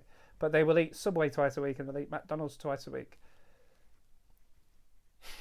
You're like, right, so within what you're doing, you go in the gym, and I get it, and you're trying to look after your body, but really the fundamentals before you go to the gym. I don't go to the gym. I don't think I'll ever go to the gym. It freaks me out. Think about the fundamentals, think about your nutrition, and think about, people have this whole thing about calories and basically calories in and expendable energy. If you don't do enough and you eat loads of shit, you're going to be unhealthy, and it's going to shorten your life, and it's going to, if you go to the gym all the time and then you go out drinking all the time and you eat loads of shit, there's no point. Yeah. Do you know what I mean? Yeah. Cook at home, have a nice time. Yeah. And I think that's why... Make an omelette. I think that's why I kind of try and get out to Crowd of Favours for yourself as well, though. For me, it's the inverse of just... I want to be able to appreciate a very fucking well-cooked meal. And just like, for me, if I was to do... It's that there's a joke doing the rounds. It's the paying... Why would you pay a ramen restaurant $15 for this when I can spend $25 on the ingredients myself and make a worse version of it? It's just, so it's, if I was to do the Sunday roast, fuck me, it would be a mission beforehand, it would be a mission during and a mission afterwards, and just that I don't get to appreciate that level of, for the sake of just not being able to, just coordinate 3 or 4 separate veg, 2 types of potato in the mix. You've got a decent meat there. I'm having meat. Our lass is a vegetarian, so I've got to deal with it. It's like, if I ever cook for both of us, it's like we're both eating vegetarian. So it's just a very nice way to experience just that. After being the takeaway guy and the silly metal black box guy that's not really expanding his culinary horizons at home, I think it's the range of independent spots we've got in Leeds at the moment, like, gives literally just anything for anyone. And I think when I saw that the Turkish grill spot that's just over from you, Saffron, yeah. What drew me into that was that, yes, it's like you say, Turkish grill meat, a grill house type spot, and you as a British person, you just sort of, you picture a spot, and that isn't what I pictured when I saw that place. Yeah. When you see that place, you think, that's somewhere I want to go in. It's like, have you seen Mogador, just on... Wonderful spot. Yeah, on it looks Cardigan quirky Road. as fuck from the outside, but... Yeah, but the food there's banging. The food is fucking fantastic. I eat there on the reg, and I've been in there once or twice. It's fantastic in there. It's just those little spots that it's fantastic knowing that we've got these places that we can just go to, and... we're gonna get a fantastic experience. And I do think people need to branch out a little bit more. I feel like having lived in London for 6 years, when you go to London, man, like, I lived out east. I lived in Dalston and Stoke Newington for quite a while. And within Dalston and Stoke Newington, there is pretty much every cuisine you could possibly imagine. But there's, all your Turkish grill places there. Go on then, air fryer gear. Smells like meat. Unsalted, unbuttered. Not bad, It was a decent medium rare on that. It was 200C, 5 minutes each side. I mean, it's not bad, Steve. I'm not. It's definitely not bad. Yeah, I've taken to it, and I wouldn't be putting it in front of you if I didn't think that it wasn't shit. But that's actually the best one I've done so far. I mean, it's all right. It's okay. But I think my issue with this sort of stuff is not. It's the extraction of the person from the process. Yeah, you're just removing something. Yeah. And I think there's a whole lot of. And I might sound like a bit of a bellend here, but it's the same as when like people now in the morning will go and buy coffee from Starbucks. Fuck man, buy yourself a beautiful cafetiere. Yeah. Little French press. Go to your local coffee house. Buy fresh coffee. Yeah, no, press your own coffee in the morning. It was Nicole that introduced me to the French press, and I've been just firmly on that shit since. If you're somebody that drinks black coffee, or if you like your lattes and your cappuccinos, man, invest in one of those. You can buy the little milk steamers now anyway, can't you? That are independent from a machine. But just those things, just those processes that I think you used to watch films in from the 1930s. And everyone used to get up and make coffee. And we don't do that anymore. Like, we stumble out of bed, we rush out of the house, and we go to a Starbucks drive-thru, or we go to Pret, or we go to... And I mean, there's a lot of good independent coffee houses in the city. Yeah. But... Shout out to Lanes. Shout out to Stage Espresso. Yeah. Good lads. I mean, knock out a nice cortado as well. But give yourself a little bit more time and just get up in the morning and do it yourself. Yeah. And doing little bits and pieces like that, I really feel like just set you up in a different way and make you feel a little bit differently about stuff. It then becomes it feels less routine. You get up and you could have 2 or 3 different coffees in the coffees in the cupboard. So you go, well, it's Sunday and I'm not going to work, so we'll have this morning. It's a bit more of a. It's gonna, but it just and press that coffee and get it in there, get it brewing, and go and have a shower. And by the time you get back down, you've got this perfectly beautifully brewed coffee. That's an interesting way of phrasing it, though, because it's like it is in literal terms. It is a routine that you're putting in, but like for what it is. It feels separate from that. It's like it's not practice. You fall into like almost sounding pretentious with it, but like it's part of your process. It's part of the going into the day, doing the coffee. It's like for me, I know that like every morning go down to my little coffee area, kind of grind the beans. I've got everything else that I put into the mix there, and it's a real process. But it's like it's a routine. It's part of my routine in quote marks, but it's like it's also something that feels like it's grounding in a way, It's it stimulates you, wakes your mind a bit. It's instead of going standing in a queue with your AirPods in, just looking at your phone, going, "I'll have one of them," and then you wait. You're doing something. You're stimulating yourself by doing an activity. Yeah. And and there's a different smell that comes off your coffee machine or out of a French press than it does when you stood in Pret or you stood in Starbucks. There's a different feeling, and there's certain coffee shops where you go and there'll be 10 people waiting and you feel rushed, and I think it's more about just taking more time for yourself within the confines of possibly your own home. Yeah. Like, get up a little bit earlier, man. Like, I don't ever understand why people are late as somebody that's quite punctual, because just be a bit, like if you're supposed to be somewhere, aim to be there half an hour before, if you're somebody that isn't punctual, it will stress you out. Yeah. Time is it. Like, I'm quite a placid guy and I'm quite calm and I'm quite chill.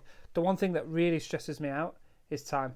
Not being on time really stresses me out. Yeah. And quite often it is, I have in my head, if I'm supposed to be meeting someone or going to work, it stresses me out because then I feel like I'm going to burden somebody else. So being on time for me is really important. Being early is really important. No, it was lush you were bang on 6 arriving tonight. And I do think if you do that and you just take a little bit more time and you get up early, or you go somewhere earlier, man, you tend to take in more of your surrounding. Yeah. Don't turn up someone when you're supposed to. If you get there 10 minutes early, you have a look around, and you meet a mate in a restaurant, you have a look around the restaurant, you take in a bit more and you understand a little bit more. Yeah. If you get there 5 minutes later or on time, you go, oh, right, I'm here, right, let's do this. And part of the experience has gone immediately within the first 10 minutes of you being in the building. Yeah. Has gone. Why? Because you set off 15 minutes later than you should have. And it's the same in the morning. Get up a little bit earlier. Take some time for yourself, man. Yeah. Have a 5-minute longer shower while your coffee is brewing. I don't want to stand in a fucking queue in a Starbucks with people looking miserable on their phones watching the disastrous news that's going on around us every day. Take the time at home. Yeah. Yeah, I think that's one of those things that we all, I guess, need to kind of find that, taking the more time in our lives to just connect with things. Yeah. Yeah. Just realised we got to an hour and 20 into this thing and we haven't really talked on what it is you do. Schnitfaced kitchen. Is it Schnitfaced? Fucking stumble on this every fucking time. Schnitfaced. Is it Schnitfaced kitchen? No, just so it's Schnitfaced? So, or... Schnitfaced was born of an idea when I was 2 years into living in London. The street food scene was pretty massive there, and so growing up goes back a little bit to my mum cooking when I was a kid. So my dad is half Austrian.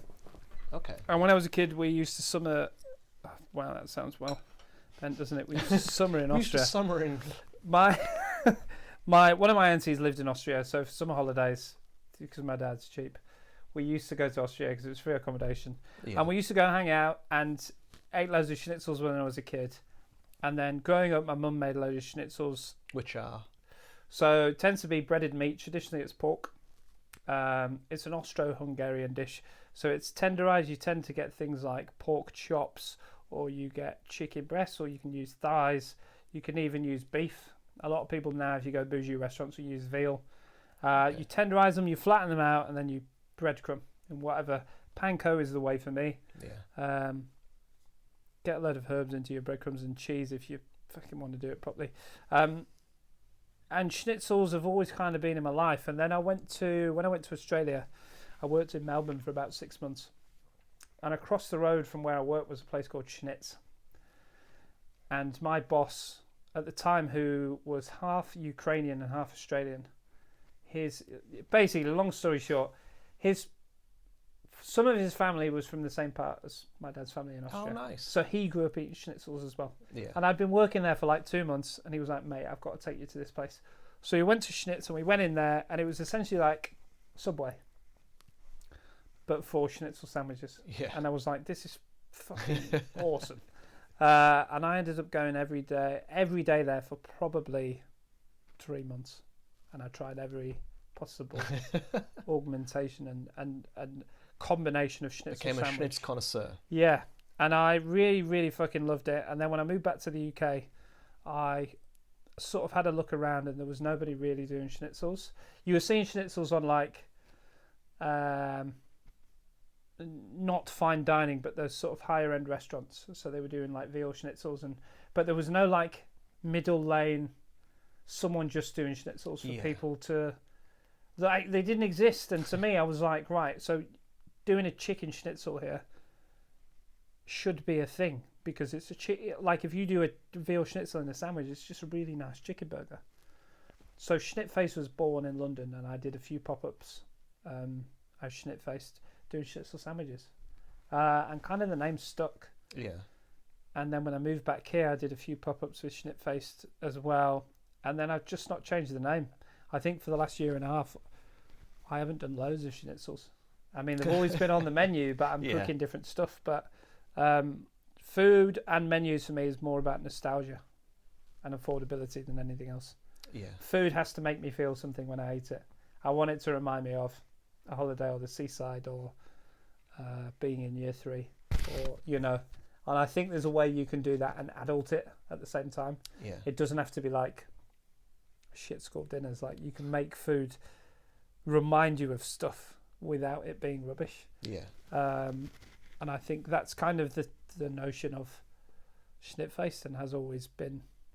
The schnitzels were nostalgic to me, so that nostalgia's carried through the business. Okay, because I was literally leaning towards, do you reckon you might maybe potentially go in a rebrand, go with a new name? But it feels like it is kind of at the core of who you are. Yeah, I mean, I think, so as I said... Even if it is not on the menu, as you say. No, like me and Leng Libation, aka Sam Greedy, are doing...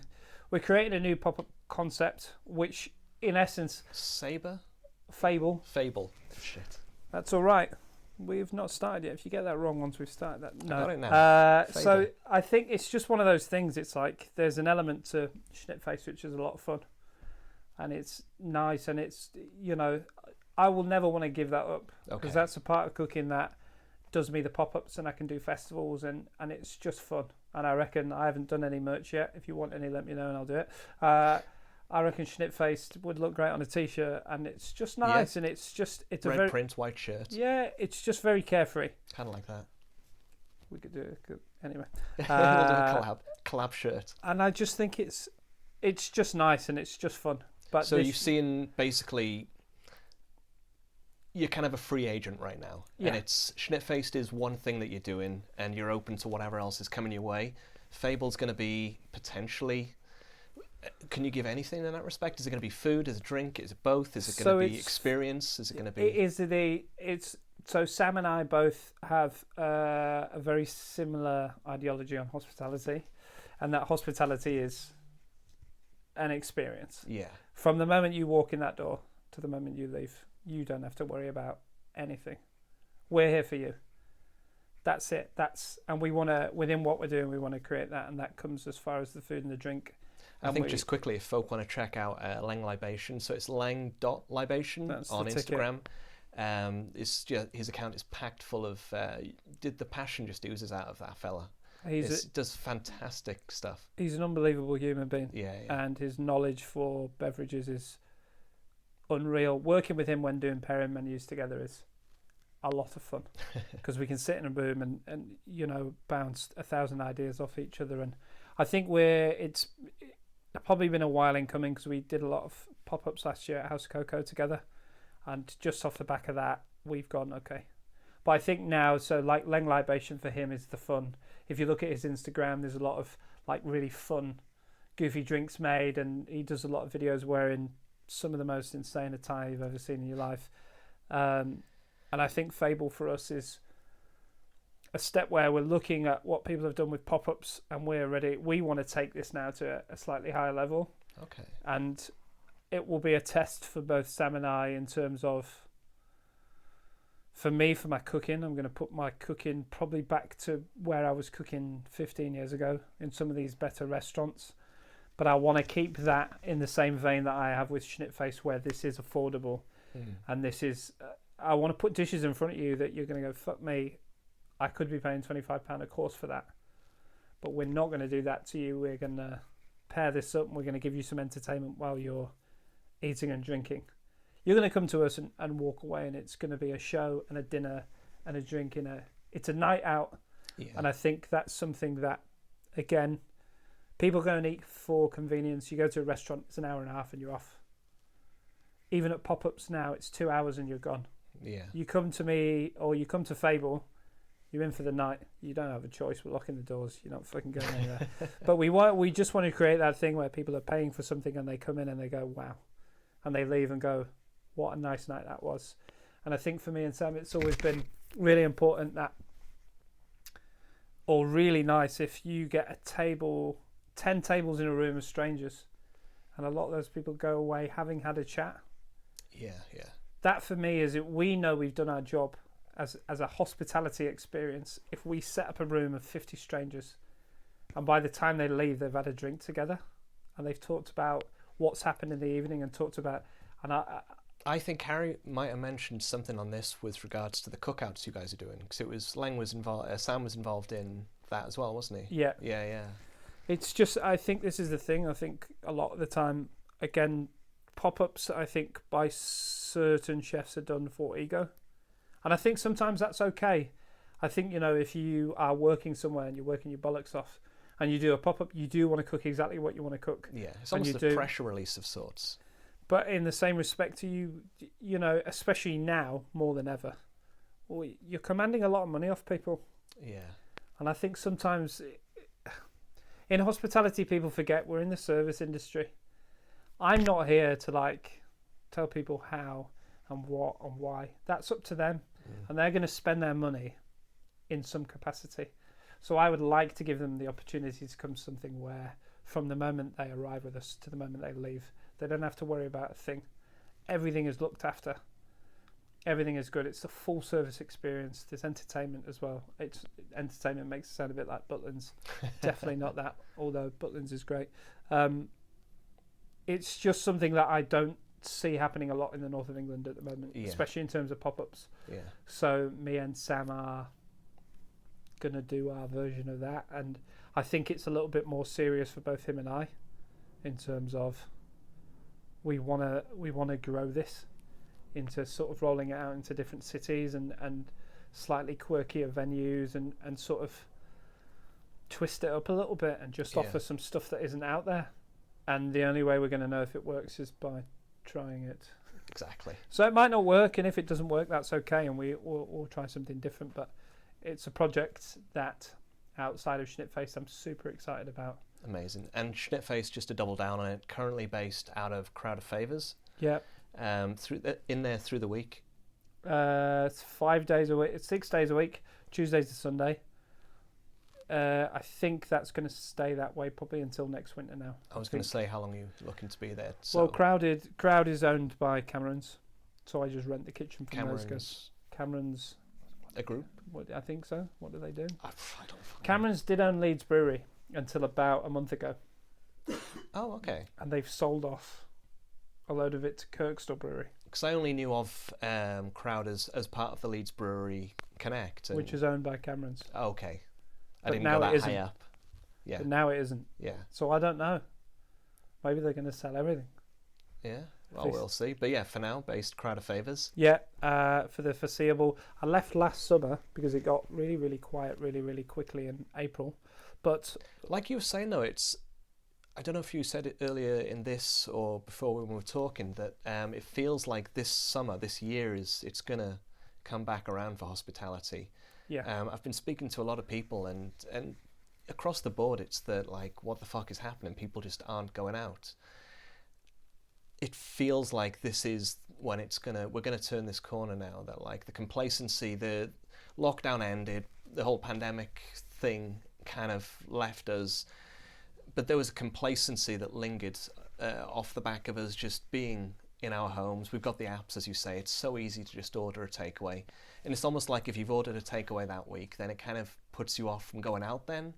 So the convenience of being stuck at home in these silly ways that we've picked up on and learned through lockdown, it's going to further kind of keep us in our homes, but it almost feels like people have broken out of that now and they've realised they need to get out more, and we're just waiting for the weather now. I think it feels once the sunshine creeps out, once we get to like April, May, it genuinely feels like this is going to be when things kind of return to hospitality. the floodgates will open, and We'll I will see. be ready. And I think as well, it's a weird one to talk on, but like it feels like the cost of living crisis that we're all globally enduring. People are kind of accepting that they're going to have to pay more. I saw, is it Cafe 164? They put a post out literally today saying that it was very unapologetic. It was the prices, the cost of life is going up, our prices are going up. That's just the way it's got to be. And it's a strange one to see that, because you sign on for it, because it's like everyone understands that. Yeah, But to crack that one if you fancy it. I need a wee first, but we'll just go have a piss after this point, but it feels like you couldn't have really said that a year ago, though. I think there were people that did, and they were possibly shunned for the, It was too soon to be saying that. So we will get into the point of influencers and bloggers, hopefully at some point during this conversation. But there's a lot of bloggers when all the inflation started happening for businesses. Yeah. And businesses were creeping up menu prices, but not even to the nth degree of where the inflation on their base product was going. So they were eking their menus up 5%. Okay. Yeah. And their produce has gone up 30%. So there's a balance there for them. They can't stick 30% on the menus because as a business, that's absurd. Yeah. And people won't pay that. But then people were sticking 5% on, and there was certain, I probably will name them, especially after another beer, certain bloggers in the city saying the quality's diminished and this is happening and the menu prices have gone up, and you go, okay, all of these businesses have never been in this position before, and we're all just trying to cope. Yeah. And I think there was a lot of there was probably pioneers of going, look, we've got to do, but I think it was a case of do or die, and if we don't do it, we're not going to have a business. Yeah. And the people that did it early were probably quite smart, because I think the later you sort of start to leave that sort of stuff. I put my menu prices up at the end of October last year, and it pained me to do so. Yeah. Because I do pride myself on affordability, but then at the same time, I have a life and I need to live, and I also need to eat, and I have bills to pay. So there's levels of affordability, and I kind of think I don't think anything that I'm doing now is unaffordable to people. And I think people just have to respect that when you now go and look at a 10% increase on a menu, that business is definitely taking more than 10% increase on all its products. So what it's now having to do is rework menus, lower hours of staff in the kitchen. So there's a huge impact that it's having back of house that your average consumer just won't see. So unless businesses come out and go, boom, there's your 30%, you like it or you fuck off, then people really don't have a massive amount of room to complain about the price increases. And as you said, I think people are becoming more understanding it's of it. It's accepted now, I think. But as we say, you need to have a piss break. I do. You know those like home cook sets that you can get, like HelloFresh and all of those? How do you view those? Or how would it, is there like an industry perspective, or you personally, or because it feels obviously there is that connection. It's a bridge almost to people having a finer appreciation of the process, but it could also be seen as if they're spending that there, they could be spending it there. I think in practice they're a wonderful idea. My question comes where stuff is sourced by companies like HelloFresh. Okay. There's a big sort of push HelloFresh, right? But they are using the same farms as the supermarkets there. So, it's that sort of whole reality that a company like HelloFresh is only going to be certain levels of fresh. When you're trying to push things out to hundreds of thousands of people. Yeah. When you go into that scale, I guess, it's there's the bottom lines on it. If you can shave a penny off your peas, then... Right. In practice, I think the idea of it is brilliant. Yeah. Just to give people that sort of elevation into... But then for me, we live in a world of the internet. Go on Google. If you want to cook something, why do you need HelloFresh to send you 12 recipes? If you're sat in your house and you go, I'd really like to eat this today. Yeah. Go on Google. Google is wonderful. BBC Good Food. Yeah. I have sworn by for a lot of years, and I've said to chefs world apart when they say, I want to learn to cook something, go on BBC Good Food, because it's... I know that James Martin was heavily involved in BBC Good Food when it started. Yorkshire lad. Unbelievable chef. And it basically brings... It's kind of like recipes that you would learn at college. And it's just real basic and stripped back. The idea of how to make something in its most simple form. Yeah. And that's a good way to learn to cook. And then within that, if you cook that one singular recipe, it goes in and you've got it. And then you can start to, if you want to jazz that recipe up. So I think, for me, in practice, HelloFresh is great. Question the produce. Yeah. And also... No, it's a great aspect. I hadn't even considered that.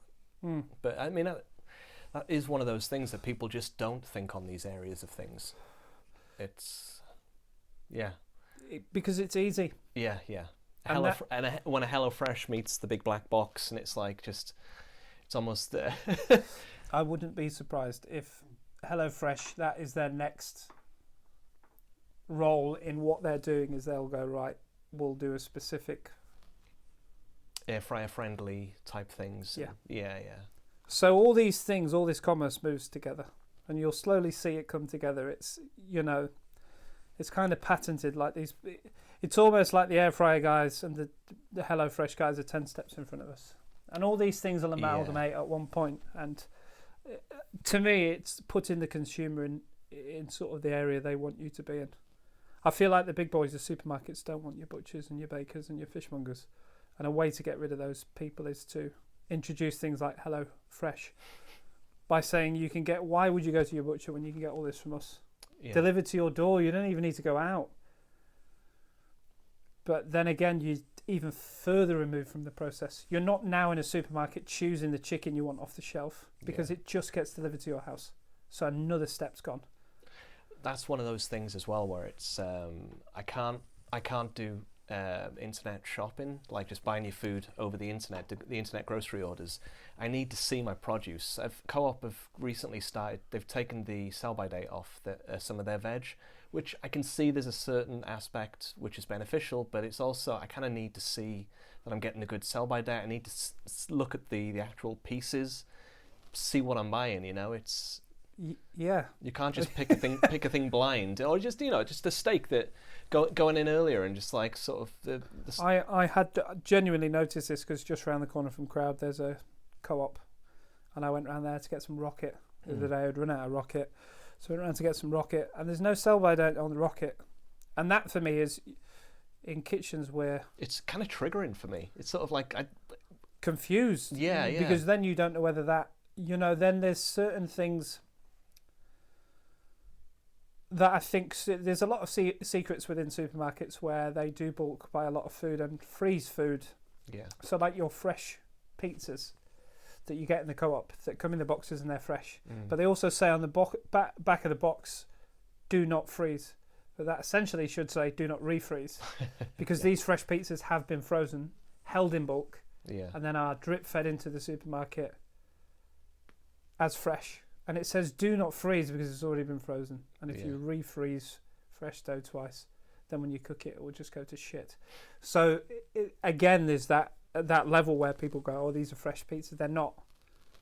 They never have. Or they were at some point in their life. Yeah, they were before they were frozen. And then they have been frozen, and now they're out on the shelf marketing themselves as fresh pizza. It's essentially like buying a San Marco pizza or a Chicago town and just letting it defrost on your side and calling that a fresh pizza. So supermarkets are cunts, man. They're horrible. Yeah. I mean, you were saying earlier about the bloggers and the influencers and the foodie types online. There is, I get you that there is like sort of the dicks of the scene, but there are actually quite a few that are like doing very good things as well. They just literally just bounce around and take photos of it's like they're kind of like weekend warrior Instagram influencer types where they've got a 9-to-5 job, but then on the weekends they go out to some fancy restaurants and take photos and hype up sort of places that they've wanted to go to, they could afford to go to and checked out.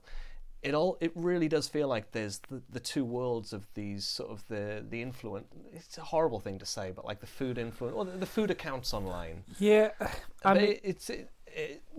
there are the arseholes that maybe they're kind of looking to kind of create an edgy journalistic character or brand persona or some such nonsense out of like an Instagram account, and they're gonna like just talk shit on El Faro for whatever reason. You couldn't talk shit on El Faro; they're the gods, but like they might try and do that edgy shit just to kind of create a persona for themselves, or like the Leeds Live type accounts, these local sort of news sites that have cropped up recently. Sure. Where they just we went to the latest this place and our person wasn't impressed.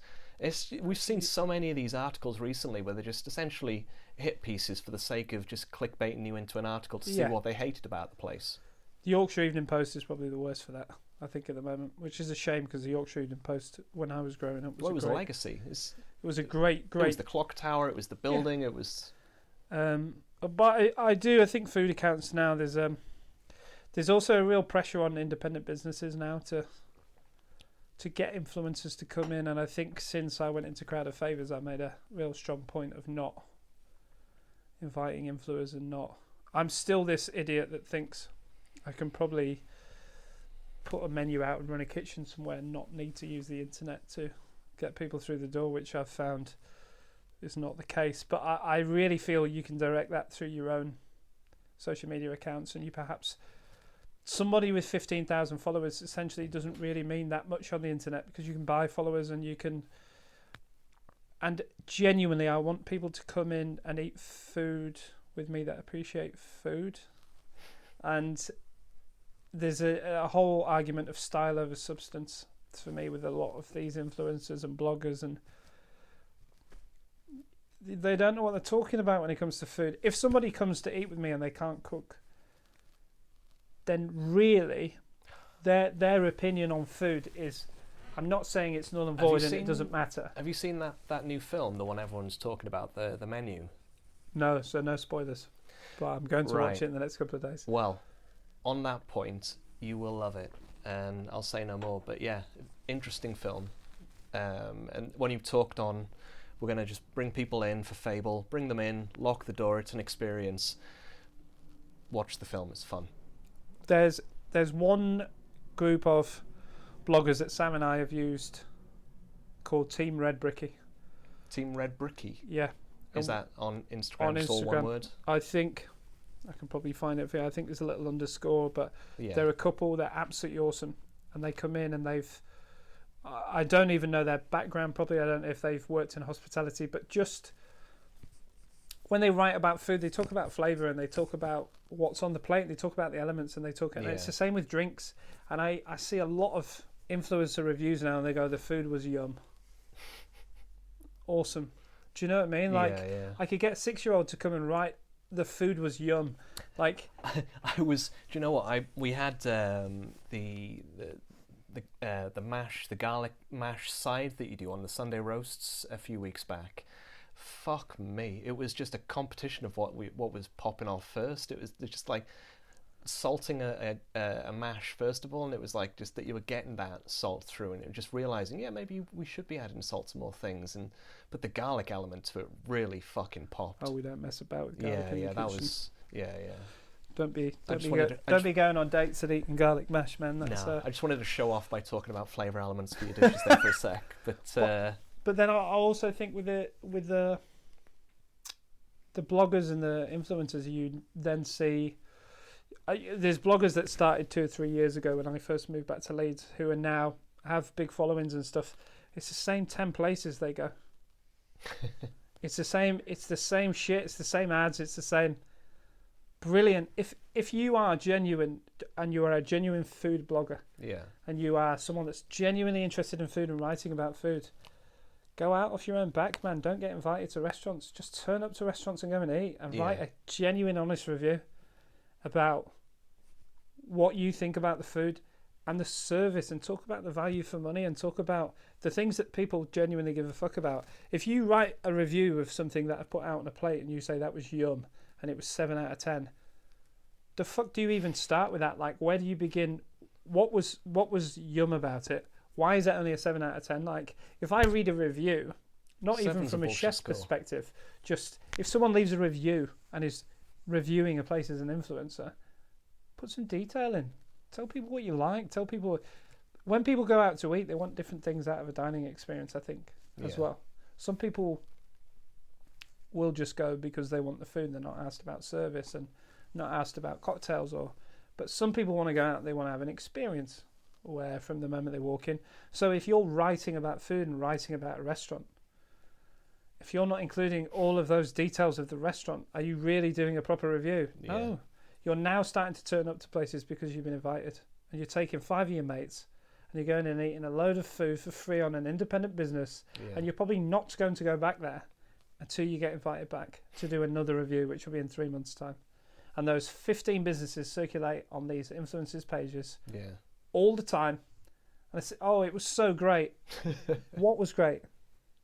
What was bad? It's also okay to be not brutally honest in a review, but Yeah, if there was yeah. something that wasn't so good, that's all. Do you know what? That's okay to write about and be honest about it. I went to a comedy gig one time, and it was when I was trying to get a bit more into like putting out some written work, maybe try for a job as a writer. It didn't actually happen, but I put out this review of a comedy gig, and it wasn't the most positive across the board, but generally it was a great night. It's the Leeds Comedy Review. No, fuck, I can't remember. Leeds Comedy Project, I think it was. But the guy that ran the night got in touch, and he was like, "Look, I know you weren't totally kind of cool with what we were doing that night, but all of the acts, but I loved the honesty, and I loved that you had an opinion. And did you want to meet up and maybe talk about?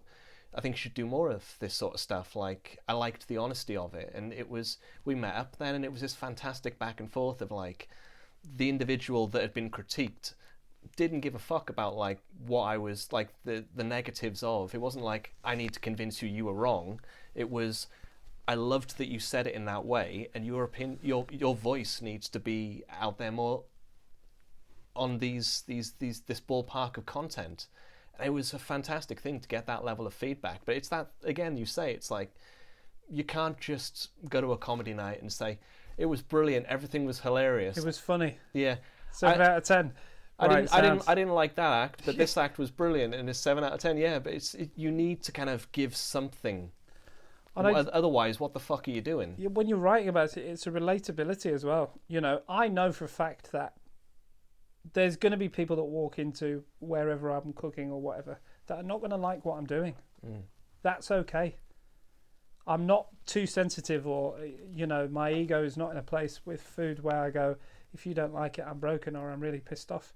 My food isn't for everybody, and I understand that. And when people now, influencers and bloggers, are writing stuff online, it's like these things are written for everybody. It's not going to be for everybody. You have to sort of define yourself and say, this is my stance, and this is my set of principles and morals around food and restaurants and service, and this is what I expect. So that is what I'm grading everything on. And if somebody likes your articles, they'll read them. And if they don't like the way you write, or they don't like your articles, they won't read them. Yeah. But that's all right. And there's this whole, it has to be, or we have to cover every base. Fuck covering every base. If every restaurant in the world covered every base, we'd live in a really odd world, and it would be shite, and all the food would be really average. And so it's the same when you're writing about stuff and when you're impassioned and on a creative level. You have to sort of set your stall out and say, that's where I'm at. And there's going to be people that love what you do. There's also going to be people that hate what you do. Yeah. But just keep going with what you're doing. And now the internet, especially on the lead scene, is just full of probably 12 people who are just doing the same shit. And I try not to get involved in like the politics of all that sort of stuff, but it does really stress me out when people will get invited to these places and they go and they write some pretty average stuff about, and I know these restaurants are fucking good. It doesn't matter what you eat, or these places are amazing. Like Eat Your Greens, for example, had a reviewer last year that went, and it was probably the most, I don't know, eloquent review they'd ever written. And it essentially said, I didn't like anything that was there. You knew the menu before you fucking went, right? So didn't like anything there, and we had to get chicken nuggets on the way home. Now, to me, you've said everything you need to say about yourself within the fact that you've written a scathing review about somewhere quite simply because you didn't like what was put in front of you. Yeah. So it wasn't to your taste. That doesn't mean the food that was bad. And this is also a distinction that people need to understand. If you don't know how stuff's supposed to be cooked, and you're reviewing food, and then you go to a place that's beautiful and they take care and time and passion and energy over what they're doing, and you say it was all shit because your palate is not maybe attuned to that, and then you put, I had to get chicken nuggets on the way home. Stop writing about food immediately, please. Please stop. Or go and write about McDonald's and kebabs and takeaways. Right, let's end on a positive. Okay. Sorry. I was loving it. The passion. Let's flip the fucking table. I'm out of here. Punch a sign. Right, where are the spots in Leeds that you're loving right now? So for food, Stutzy, if you've never been in your life, go to Thyroid D. It's probably the greatest place on the earth. Yeah, yeah. For the last 2 years, I've been for my birthday meal. I wouldn't choose anywhere else in Leeds. It's great. It's pretty no frills, No, but yeah. the food is absolutely banging. There's not a single thrill in the place, but it is fucking great. Beautiful. Tabula Rossa, absolutely stunning for drinks. Crowd of Favours, probably one of the best spots in Leeds for food. Especially on a Sunday. Yeah, because I'm not working on a Sunday normally. Eat Your Greens. I think Eat Your Greens has always been standout for me. The menu changes, I think, now weekly. They always have like 8 dishes on. We were talking about this earlier. Really kind of, because as I said, it struck me as a very kind of vegan, vegetarian, strong place. But more recently, it's kind of been coming through as almost the what do they call it? The nose to tail. I don't know all these terms, but yeah, they're looking to push like a sustainable and zero waste kitchen, and I think that's really important. And not enough places do that. But the menu that they have out now have sort of 8 to 10 dishes on, and it's just like real modern and fusion takes on contemporary dishes. And you go in there and there will be something on that menu for everyone. It might not read like it on the menu because some of it sounds quite far out, but the team that they've got in the kitchen and the teams they've always had in there, they know what the fuck they're doing, and they take a lot of time writing those menus and a lot of care. The wine selection in there is off the chain, and it's just... That's something I wouldn't think to consider there. Natural wine in there. Okay. Bang, bang. And you go in there and their hospitality is next level. Everybody in that building knows exactly what's going on those plates and exactly what is going on behind the bar. That for me is somewhere that oozes hospitality. Cool. In Leeds. So Eat Your Greens, I think, is my top spot. number one for everything, yeah. If you want to go out, whether it's date Food, night drink, or culture, mates, vibe. yeah, they always have a good bit of music on in there. They've got Tomorrow's store in there as well, which is run by a lovely bloke called Tom. What do they do? So clothing, Okay. but Tom developed it online and took it into, and it's all sort of local brands, local artists, and that sort of stuff all on. So it's just got a real wholesome, cool vibe, and all the staff there are ace. Chefs are ace, food's ace, wine's ace. It's ace. Eat Your Greens, Thyroid D, Stutzy, everything else, and Ox Club. What about drinking spots? What are you drinking? Tabula Rossa, always. If people have never been, go up to Wayward Wines in Chapel Allerton. I think Wayward Wines, and natural wine is something that I think people think. I love wine. I drink a lot of wine because I think it's wonderful. But I think a lot of people get quite scared about natural wine. And you shouldn't, because it's probably tastes better than normal wine. And there's just a lot of complexity of flavour, and it's just fun. It's really fun to try. It's like when you try new foods, and you get that, and you go up to Wayward, and the guys up there are very knowledgeable and very helpful. And you can go and taste about 50 or 60 different wines and get slightly merry and have a really good time. So what is it? It's a retail spot with just they allow tasters, or is it a bar part to it? They've got like, I think you could probably fit 10 people in there, and then they've got a couple of tables outside. Yeah. Oh, okay. But it's nice, man. If you go up there on like a cold Friday and you'll walk past the shop and the windows all steamed up, there's people just sat in there, and some people in there for tasters just to get retail to go. And quite often they all have a charcuterie on and they'll have a cheese on. Oh, wow. And that all tends to be paired with their wine of the week. So let's hope we don't blow up that spot and ruin it for them. So it's that's an awesome place. I think for me now, Roland's is also always been up there. Yeah. If you haven't been to Roland's, go there. It's slightly away from the chaos of the normal Core Lane vibe. It's a total head fuck because you're on Core Lane but you're not. Yeah. Yeah. So I've said before, but they're in Northern Guitar. Love both those spots, but they are literally alongside the craziness, and it's just you couldn't be further away on a Saturday night. Yeah, 100%. If you walk out of Roland's when it's closed, just get an Uber and get out of there.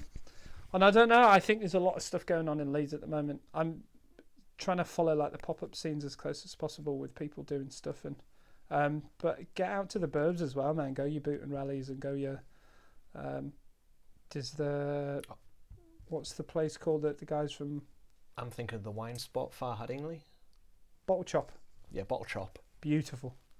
Really nice. Again, Upon a Vine in Horsforth. Chock if you full can of get them up to apples. Horsforth. Okay. I think because I'm living out in Eden at the moment, I'm a little bit more... I'm less city centre focused. I'm more out in the burbs, and I'm not going to lie, it's great. Yeah. Less carnage. And everything shuts at a reasonable hour, so you kind of at home by midnight, which is a bit old of me to say, but also quite cool. Anything else? No, the rest I will ask off. Yeah, no, I reckon that's all we want from you. All right, I'll fuck off then. That was wonderful, thank you. That was fucking great, lovely stuff. Cheers, Yeah, really nice. appreciate it. Parade of grafters. Your teeth and go! Ding, ding.